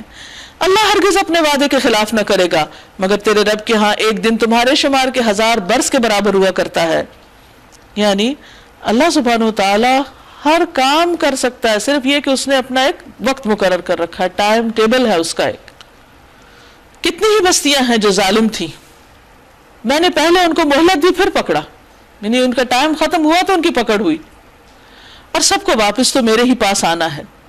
آپ کہہ دیجئے لوگوں، میں تمہارے لیے صرف وہ شخص ہوں جو برا وقت آنے سے پہلے صاف صاف خبردار کر دینے والا ہوں، یعنی میں تمہاری قسمتوں کے فیصلے کرنے والا نہیں بلکہ خبردار کرنے والا ہوں کہ تمہاری پکڑ نہ ہو جائے، سنبھل کے رہو۔ پھر جو لوگ ایمان لائیں گے اور نیک عمل کریں گے ان کے لیے بخشش ہے اور عزت کی روزی، یعنی اللہ سبحانہ تعالیٰ ان کو اگرچہ ان کے اعمال کا بدلہ دے گا، لیکن ایسا نہیں کہ جیسے کسی کو بھیک دی جاتی ہے، نہیں، بہت معزز طریقے سے ان کو سب کچھ ملے گا۔ اور جو ہماری آیات کو نیچا دکھانے کی کوشش کریں گے وہ دوزخ کے ساتھی ہیں۔ اور آپ سے پہلے بھی ہم نے کوئی رسول ایسا نہیں بھیجا، نہ نبی، جس کے ساتھ یہ معاملہ پیش نہ آیا ہو کہ جب اس نے تمنا کی شیطان نے اس کی تمنا میں خلل ڈال دیا، یعنی رکاوٹیں پیدا کی. اور نبی کی تمنا کیا ہو سکتی ہے کہ لوگ سیدھے رستے پر آ جائیں. اس طرح جو کچھ بھی شیطان خلل اندازیاں کرتا ہے اللہ ان کو مٹا دیتا ہے اور اپنی آیات کو پختہ کرتا ہے. یعنی اللہ سبحانہ تعالیٰ نے جو مشن آپ سے مکمل کرانا تھا وہ کروایا لوگوں کی اور شیطان کی مخالفت کے باوجود. اور اللہ علیم اور حکیم ہے، وہ اس لیے ایسا ہونے دیتا ہے تاکہ شیطان کی ڈالی ہوئی خرابی کو فتنہ بنا دے ان لوگوں کے لیے جن کے دلوں میں نفاق کا روگ لگا ہوا ہے اور جن کے دل کھوٹے ہیں. حقیقت یہ ہے کہ ظالم لوگ اناد میں بہت دور نکل گئے، انا کا شکار ہو گئے، اور علم سے بہرہ مند لوگ جان لیں کہ یہ حق ہے تیرے رب کی طرف سے اور وہ اس پر ایمان لے آئیں اور ان کے دل اس کے آگے جھک جائیں. یقیناً اللہ ایمان لانے والوں کو ہمیشہ سیدھا رستہ دکھاتا ہے. یعنی یہ ایمان کا تقاضا ہے کہ انسان اللہ کی بات بھی مانے اور فوراً اس کے آگے سر تسلیم خم کر دے. وَلَا يَزَالُ الَّذِينَ كَفَرُوا فِي مِرْيَةٍ مِّنْهُ، انکار کرنے والے تو اس کی طرف سے شک ہی میں پڑے رہیں گے یہاں تک کہ یا تو ان پر قیامت کی گھڑی اچانک آ جائے یا ایک منحوس دن کا عذاب نازل ہو جائے. اس روز بادشاہی اللہ کی ہوگی اور وہ ان کے درمیان فیصلہ کر دے گا. جو ایمان لانے والے اور عمل صالح کرنے والے ہوں گے وہ نعمت بھری جنتوں میں جائیں گے، اور جنہوں نے کفر کیا ہوگا اور ہماری آیات کو جھٹلایا ہوگا ان کے لیے رسوا کن عذاب ہوگا. اور جن لوگوں نے اللہ کی راہ میں ہجرت کی پھر قتل کر دیے گئے یا مر گئے اللہ ان کو اچھا رزق دے گا. یعنی کوئی مارے یا وہ خود مر جائے لیکن وہ اللہ کے راستے میں ہو تو ان کے لیے بھی یہ وعدہ ہے. لَيُدْخِلَنَّهُمْ مُدْخَلًا يَرْضَوْنَهُ وَإِنَّ اللَّهَ لَعَلِيمٌ حَلِيمٌ، وہ انہیں ایسی جگہ داخل کرے گا جس سے وہ خوش ہو جائیں گے. یعنی جنت میں اپنا گھر دیکھ کے وہ نہال ہو جائیں گے. بے شک اللہ علیم اور حلیم ہے، انسانوں کی جو قربانیاں ہیں ان کو دیکھتا ہے اور چھوٹی چھوٹی لغزشوں کو دور کر دیتا ہے، ان کو معاف کر دیتا ہے. یہ تو ہے یہ بات. وَمَنْ عَاقَبَ بِمِثْلِ مَا عُوقِبَ بِهِ ثُمَّ بُغِيَ عَلَيْهِ لَيَنْصُرَنَّهُ اللَّهُ، اور جو کوئی بدلہ لے ویسا ہی جیسے اس کے ساتھ کیا گیا ہے اور پھر اس پر زیادتی بھی کی گئی ہو تو اللہ اس کی مدد ضرور کرے گا. مظلوم خواہ کوئی بھی ہو اللہ کی لازمی مدد کا مستحق ہوتا ہے. رسول اللہ صلی اللہ علیہ وسلم نے فرمایا مظلوم کی بد دعا سے بچو کیونکہ وہ بادلوں پر اٹھائی جاتی ہے. اللہ تعالیٰ فرماتا ہے مجھے میری عزت اور جلال کی قسم میں ضرور تمہاری مدد کروں گا اگرچہ تھوڑی دیر بعد ہی کیوں نہ کروں. یعنی ان مظلوموں کا ذکر ہے جو ظلم کے مقابلے میں کوئی جوابی کارروائی نہیں کر سکے. تو فرمایا کہ اب اللہ سبحانہ وتعالی ان کی مدد ضرور کرے گا. یعنی پہلے مکہ میں لوگوں کے لیے زندگی مشکل تھی لیکن آئندہ کے لیے آسانیاں ہو گئی اور اللہ معاف کرنے والا اور درگزر کرنے والا ہے. رسول اللہ صلی اللہ علیہ وسلم نے فرمایا جب دو آدمی آپس میں گالی گلوچ کریں تو گناہ ابتدا کرنے والے کو ہی ہوگا جس نے شروع کیا جب تک کہ مظلوم حد سے نہ بڑھے. یہ اس لیے کہ رات سے دن اور دن سے رات نکالنے والا اللہ ہی ہے. یعنی اس کا اختیار دیکھو، اس کی قدرت دیکھو، اور اللہ ہی ہے جو سمیع و بصیر ہے، اور بے شک اللہ سننے والا دیکھنے والا ہے. یہ اس لیے کہ اللہ ہی حق ہے اور وہ سب باطل جنہیں اللہ کو چھوڑ کر یہ لوگ پکارتے ہیں، اور اللہ ہی بالا دست اور بزرگ ہے. الم تر ان اللہ انزل من السماء ماء، کیا تم دیکھتے نہیں کہ اللہ آسمان سے پانی برساتا ہے اور اس کی بدولت زمین سرسبز ہو جاتی ہے. حقیقت یہ ہے کہ وہ لطیف اور خبیر ہے. اسی کا ہے جو کچھ آسمانوں میں ہے اور جو کچھ زمین میں ہے، اصل مالک وہ ہے. اچھا جب انسان ہر چیز کا مالک اللہ کو سمجھتا ہے نا تو پھر اس کی دل کی حالت اور اس کی کیفیت بالکل فرق ہوتی. کوئی چیز ملتی ہے تو اس پر بڑا شکر گزار ہوتا ہے کہ میں اس کا حق نہیں رکھتا تھا، یہ اللہ نے اپنے رحمت سے مجھے نوازی. اور اگر کوئی چیز واپس چلی جاتی ہے تو وہ اس پر بھی شکر گزار ہوتا ہے، وہ بالکل ناراض نہیں ہوتا، صبر کرتا ہے. وہ کہتا ہے اللہ نے دی جب تک اس نے مجھے دینی تھی دی، اور جب چاہا مجھ سے لے لیا، اور اس کا اصل مالک ہی اللہ، میں تو تھی نہیں مالک. آپ دیکھیے کہ اس رویے سے کس طرح انسان کا پورا طرز زندگی بدل جاتا ہے اور انسان ہر حال میں مطمئن ہوتا ہے اور پرسکون ہوتا ہے. بڑے بڑے طوفان اس پر سے گزر جاتے ہیں اور وہ بالکل امن میں ہوتا ہے. یہ کیسے؟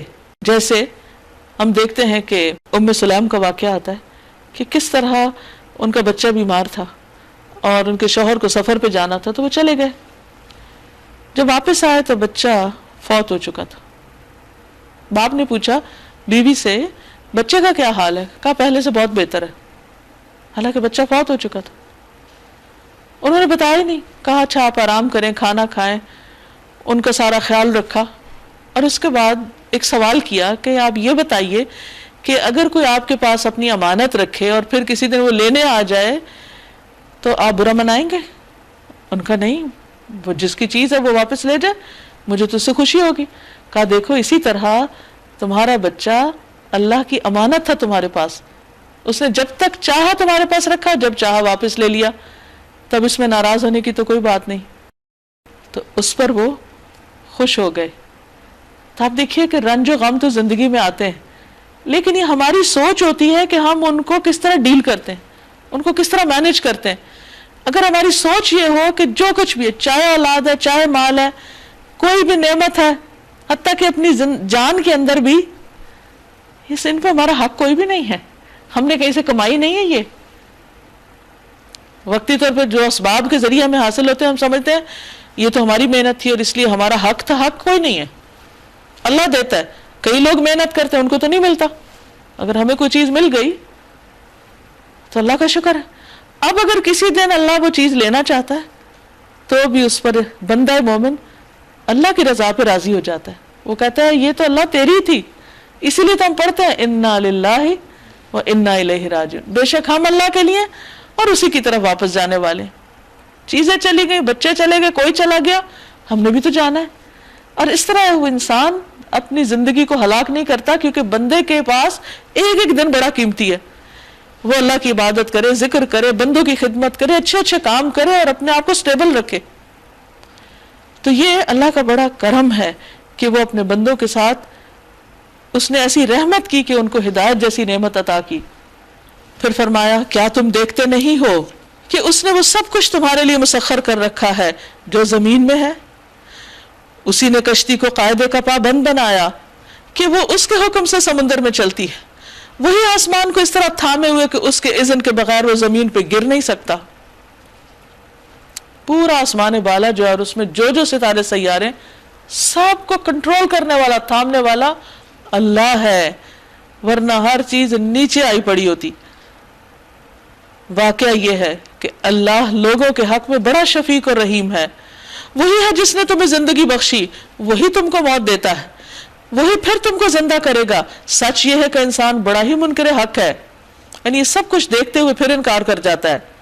ہر امت کے لیے ہم نے ایک طریقے عبادت مقرر کیا ہے جس کی وہ پیروی کرتی ہے. بس اے محمد صلی اللہ علیہ وسلم وہ اس معاملے میں تم سے جھگڑا نہ کریں. یعنی جس طرح پہلے امتوں کے لیے اللہ تعالیٰ نے مختلف پیغمبروں کے ذریعے طریقہ عبادت بھیجے، اسی طرح آپ کے پاس بھی بھیجے، تو مخالفین کو کوئی اعتراض نہیں ہونا چاہیے. دین ایک ہی تھا، شریعتیں مختلف رہی ہیں. تم اپنے رب کی طرف دعوت دو، یقیناً تم سیدھے راستے پر ہو، اور اگر وہ تم سے جھگڑے تو کہہ دو جو کچھ تم کر رہے ہو اللہ کو سب پتہ ہے، خوب معلوم ہے.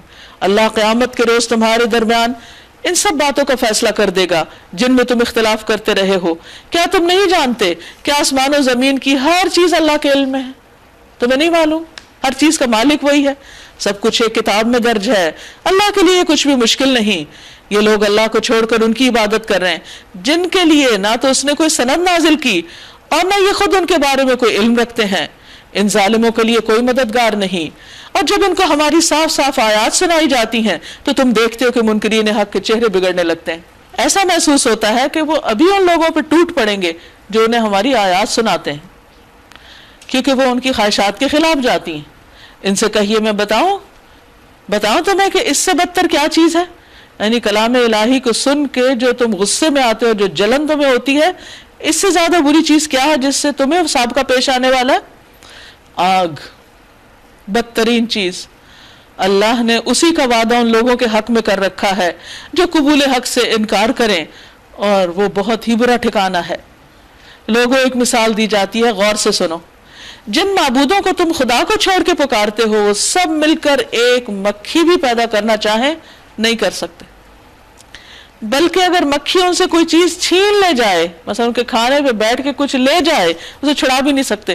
اس سے پہلے کہ مکھی کو پکڑ کے واپس لیں وہ اسے ایسی جگہ لے جاتی ہے کہ جہاں سے واپس لینا ہی مشکل ہے. مدد چاہنے والے بھی کمزور اور جن سے مدد چاہی جاتی ہے وہ بھی کمزور. ان لوگوں نے اللہ کی قدر نہیں پہچانی جیسا کہ اس کے پہچاننے کا حق ہے. واقعہ یہ ہے کہ اللہ ہی قوت اور عزت والا ہے.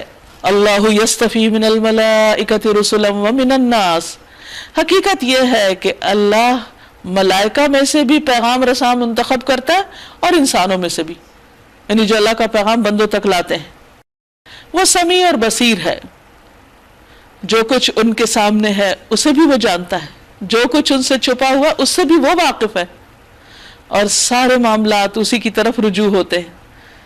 یعنی پورا اختیار اللہ کا ہے. یا ایھا الذین آمنوا ارکعوا واسجدوا واعبدوا ربکم. اے لوگو جو ایمان لائے ہو، رکوع کرو، جھک جاؤ، عاجزی اختیار کرو، واسجدوا سجدہ کرو، اللہ کے قریب ہو جاؤ، زمین پر سر رکھ دو، واعبدوا ربکم، اور باقی حالات میں بھی اپنے رب کی عبادت کرتے رہو، وفعلوا الخیر، اور اچھے اچھے کام کرو، نیک کام کرو، لعلکم تفلحون، تاکہ تم فلاح پا جاؤ، تمہارا ہی فائدہ اس میں، تمہارے لیے خیر اور بھلائی ہے. اور کیا کرو؟ وجاہدوا فی اللہ حق جہادہ، اللہ کی راہ میں جہاد کرو جیسا کہ جہاد کرنے کا حق ہے. اس سے مراد محض جنگ نہیں ہے، بلکہ اللہ کے دین کے لیے اپنی ذاتی زندگی میں بھی اور دوسرے لوگوں کو بھی اس دین کی طرف بلانے میں جد و جہد. اور جہاد کہتے ہیں اٹموسٹ اسٹرگل کو، یعنی میکسیمم ایفرٹ لگاؤ. یہ نہیں کہ اپنی کنوینئنس کے ساتھ جب موقع ملے تو تھوڑا بہت کوئی عبادت خود کر لو یا دوسروں کو اس طرح بلا لو. نہیں، اللہ نے یہ ساری طاقتیں تم کو دی ہیں، کیا اسی کے لیے استعمال نہ کرو گے؟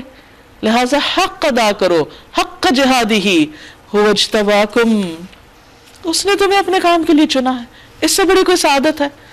یعنی ابتدائی مخاطب کون ہے؟ نبی صلی اللہ علیہ وسلم اور آپ کے صحابہ، اور پھر ان کے پیروکار قیامت تک جو ان کے فالوورز ہیں، جو ان کی طرح یہ کام کریں. اللہ نے تمہیں اپنے اس کام کے لیے چن لیا ہے. اور امت مسلمہ کے لیے اللہ تعالیٰ فرماتے کنتم خیر امت، تم بہترین امت ہو، اخرجت للناس، تم لوگوں کے لیے نکالے گئے. تمہارے ذمہ ہے ساری انسانیت کی بھلائی کا کام، کہ ان کو اللہ سے جوڑو. اللہ کی بتائی ہوئی ہدایت اور اللہ کے بتائے ہوئے زندگی گزارنے کے طریقے اور آخرت کی کامیابی کے جو راز ہیں، سکسیس کے جتنے بھی طریقے ہیں، وہ سب ان کو بتاؤ، ان تک لے جاؤ، انہیں پہنچاؤ. وما جعل علیکم فی الدین من حرج، اور اس نے تمہارے اوپر دین میں کوئی تنگی نہیں رکھی، یعنی تمہیں کسی ایسی مشقت میں نہیں ڈالا، کسی ایسی جکڑ بندی میں نہیں مبتلا کیا کہ جس میں تم پریشان رہو، بلکہ اللہ نے تمہارے لیے بہت سے بوجھ نبی صلی اللہ علیہ وسلم کے ذریعے ہٹا دیے، تمہیں آزادی بخشی اور تمہیں سب کی غلامی سے نجات دے کر اللہ کا بندہ بننے کو کہا. یہ دین تمہارے لیے کوئی مشکل چیز نہیں ہے، قابل عمل ہے. کیا ہے یہ؟ ملت ابیکم، تمہارے باپ کا طریقہ. کون سے باپ؟ ابراہیم علیہ السلام.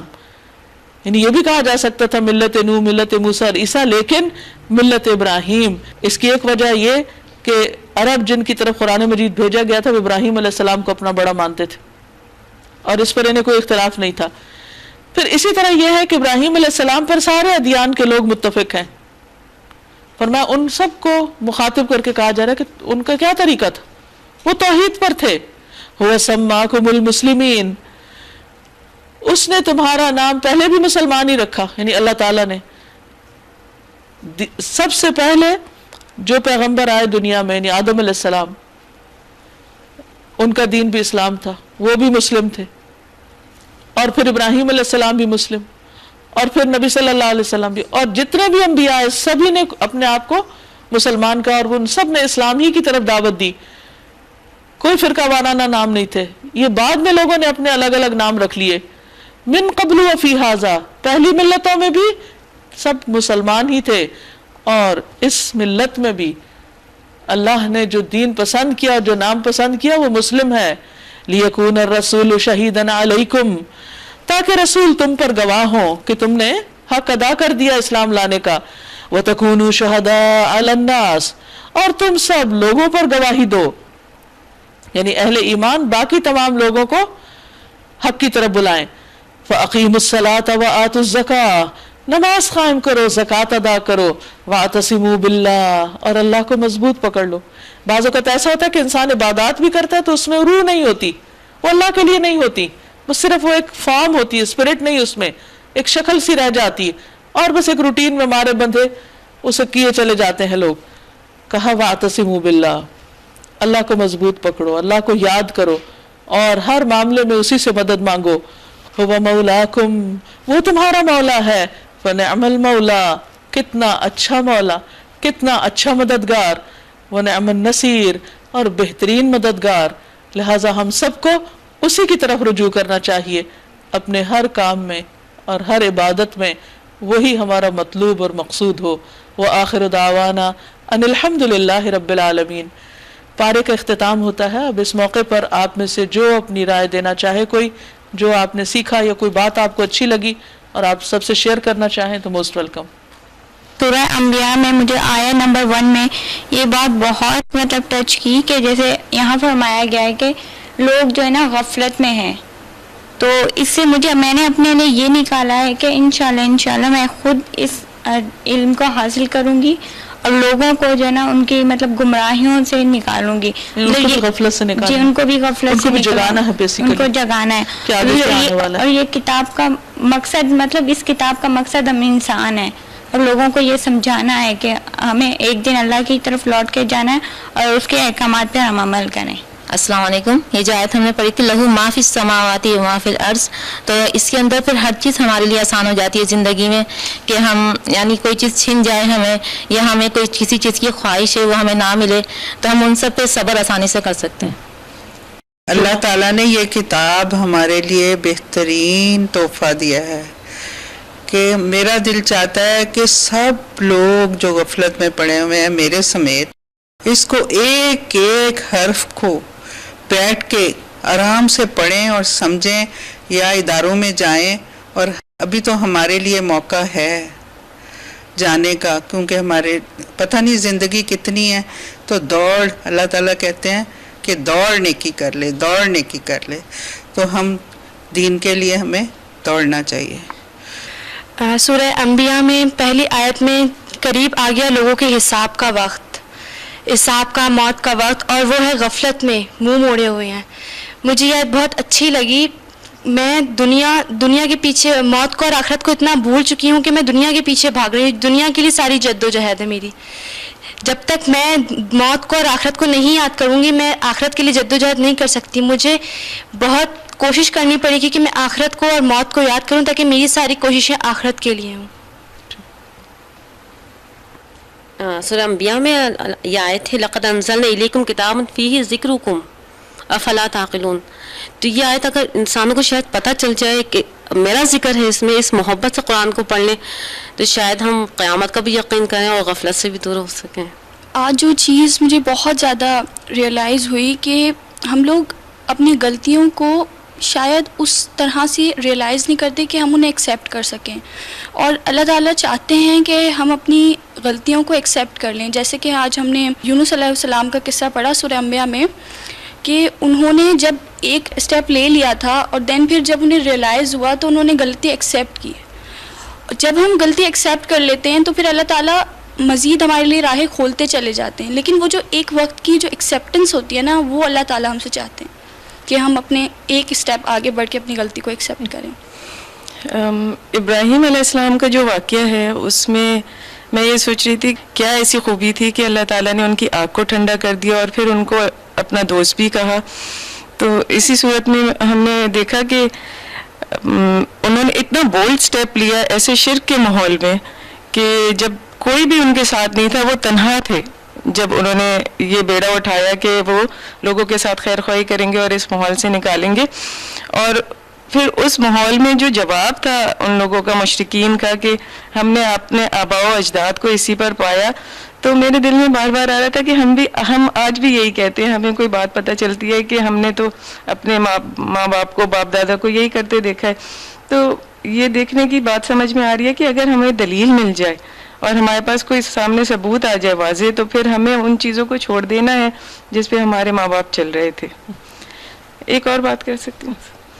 ام سلیم کی جو حدیث آپ نے سنائی اس میں کہ انہوں نے کس طرح اپنے اولاد کے لیے صبر کیا، تو اس میں یہ سوچ رہی تھی کہ دو باتیں ہیں، ایک تو حق ہے اور ایک فرض ہے. ہم ہر وقت اپنے حقوق کے پیچھے دوڑے ہوتے ہیں اور فرائض کو بھولے ہوتے ہیں، جبکہ وہ اپنا فرض ادا کر رہی ہیں صبر کر کے، اور اس وقت وہ یہ نہیں کہہ رہی کہ یہ میرا حق تھا اور مجھ سے کیوں چھن گیا. تو ہمیں یہ دیکھنا ہے کہ ہم اپنے فرائض کی طرف نظر رکھیں اور حقوق دوسرے جو کر رہے ہیں ان کو چھوڑ دیں. اقترب للناس حسابهم وهم فی غفلت معرضون، قریب آ گیا لوگوں کے لیے ان کا حساب اور وہ غفلت میں منہ موڑے ہوئے ہیں. یہ قربت تو تقاضا کرتی ہے کہ حساب کتاب کی تیاری میں جلدی کریں. اللہ تعالیٰ سے دعا ہے کہ اللہ تعالیٰ ہم سب کو اس کی تیاری کرنے والا بنا دیں. ناظرین، اس کے ساتھ ہی ہمارے آج کے پروگرام کا وقت ختم ہوتا ہے. اللہ تعالیٰ سے دعا ہے کہ وہ ہمیں عمل کی توفیق عطا فرمائے. وآخر دعوانا ان الحمد للہ رب العالمین. السلام علیکم ورحمۃ اللہ وبرکاتہ.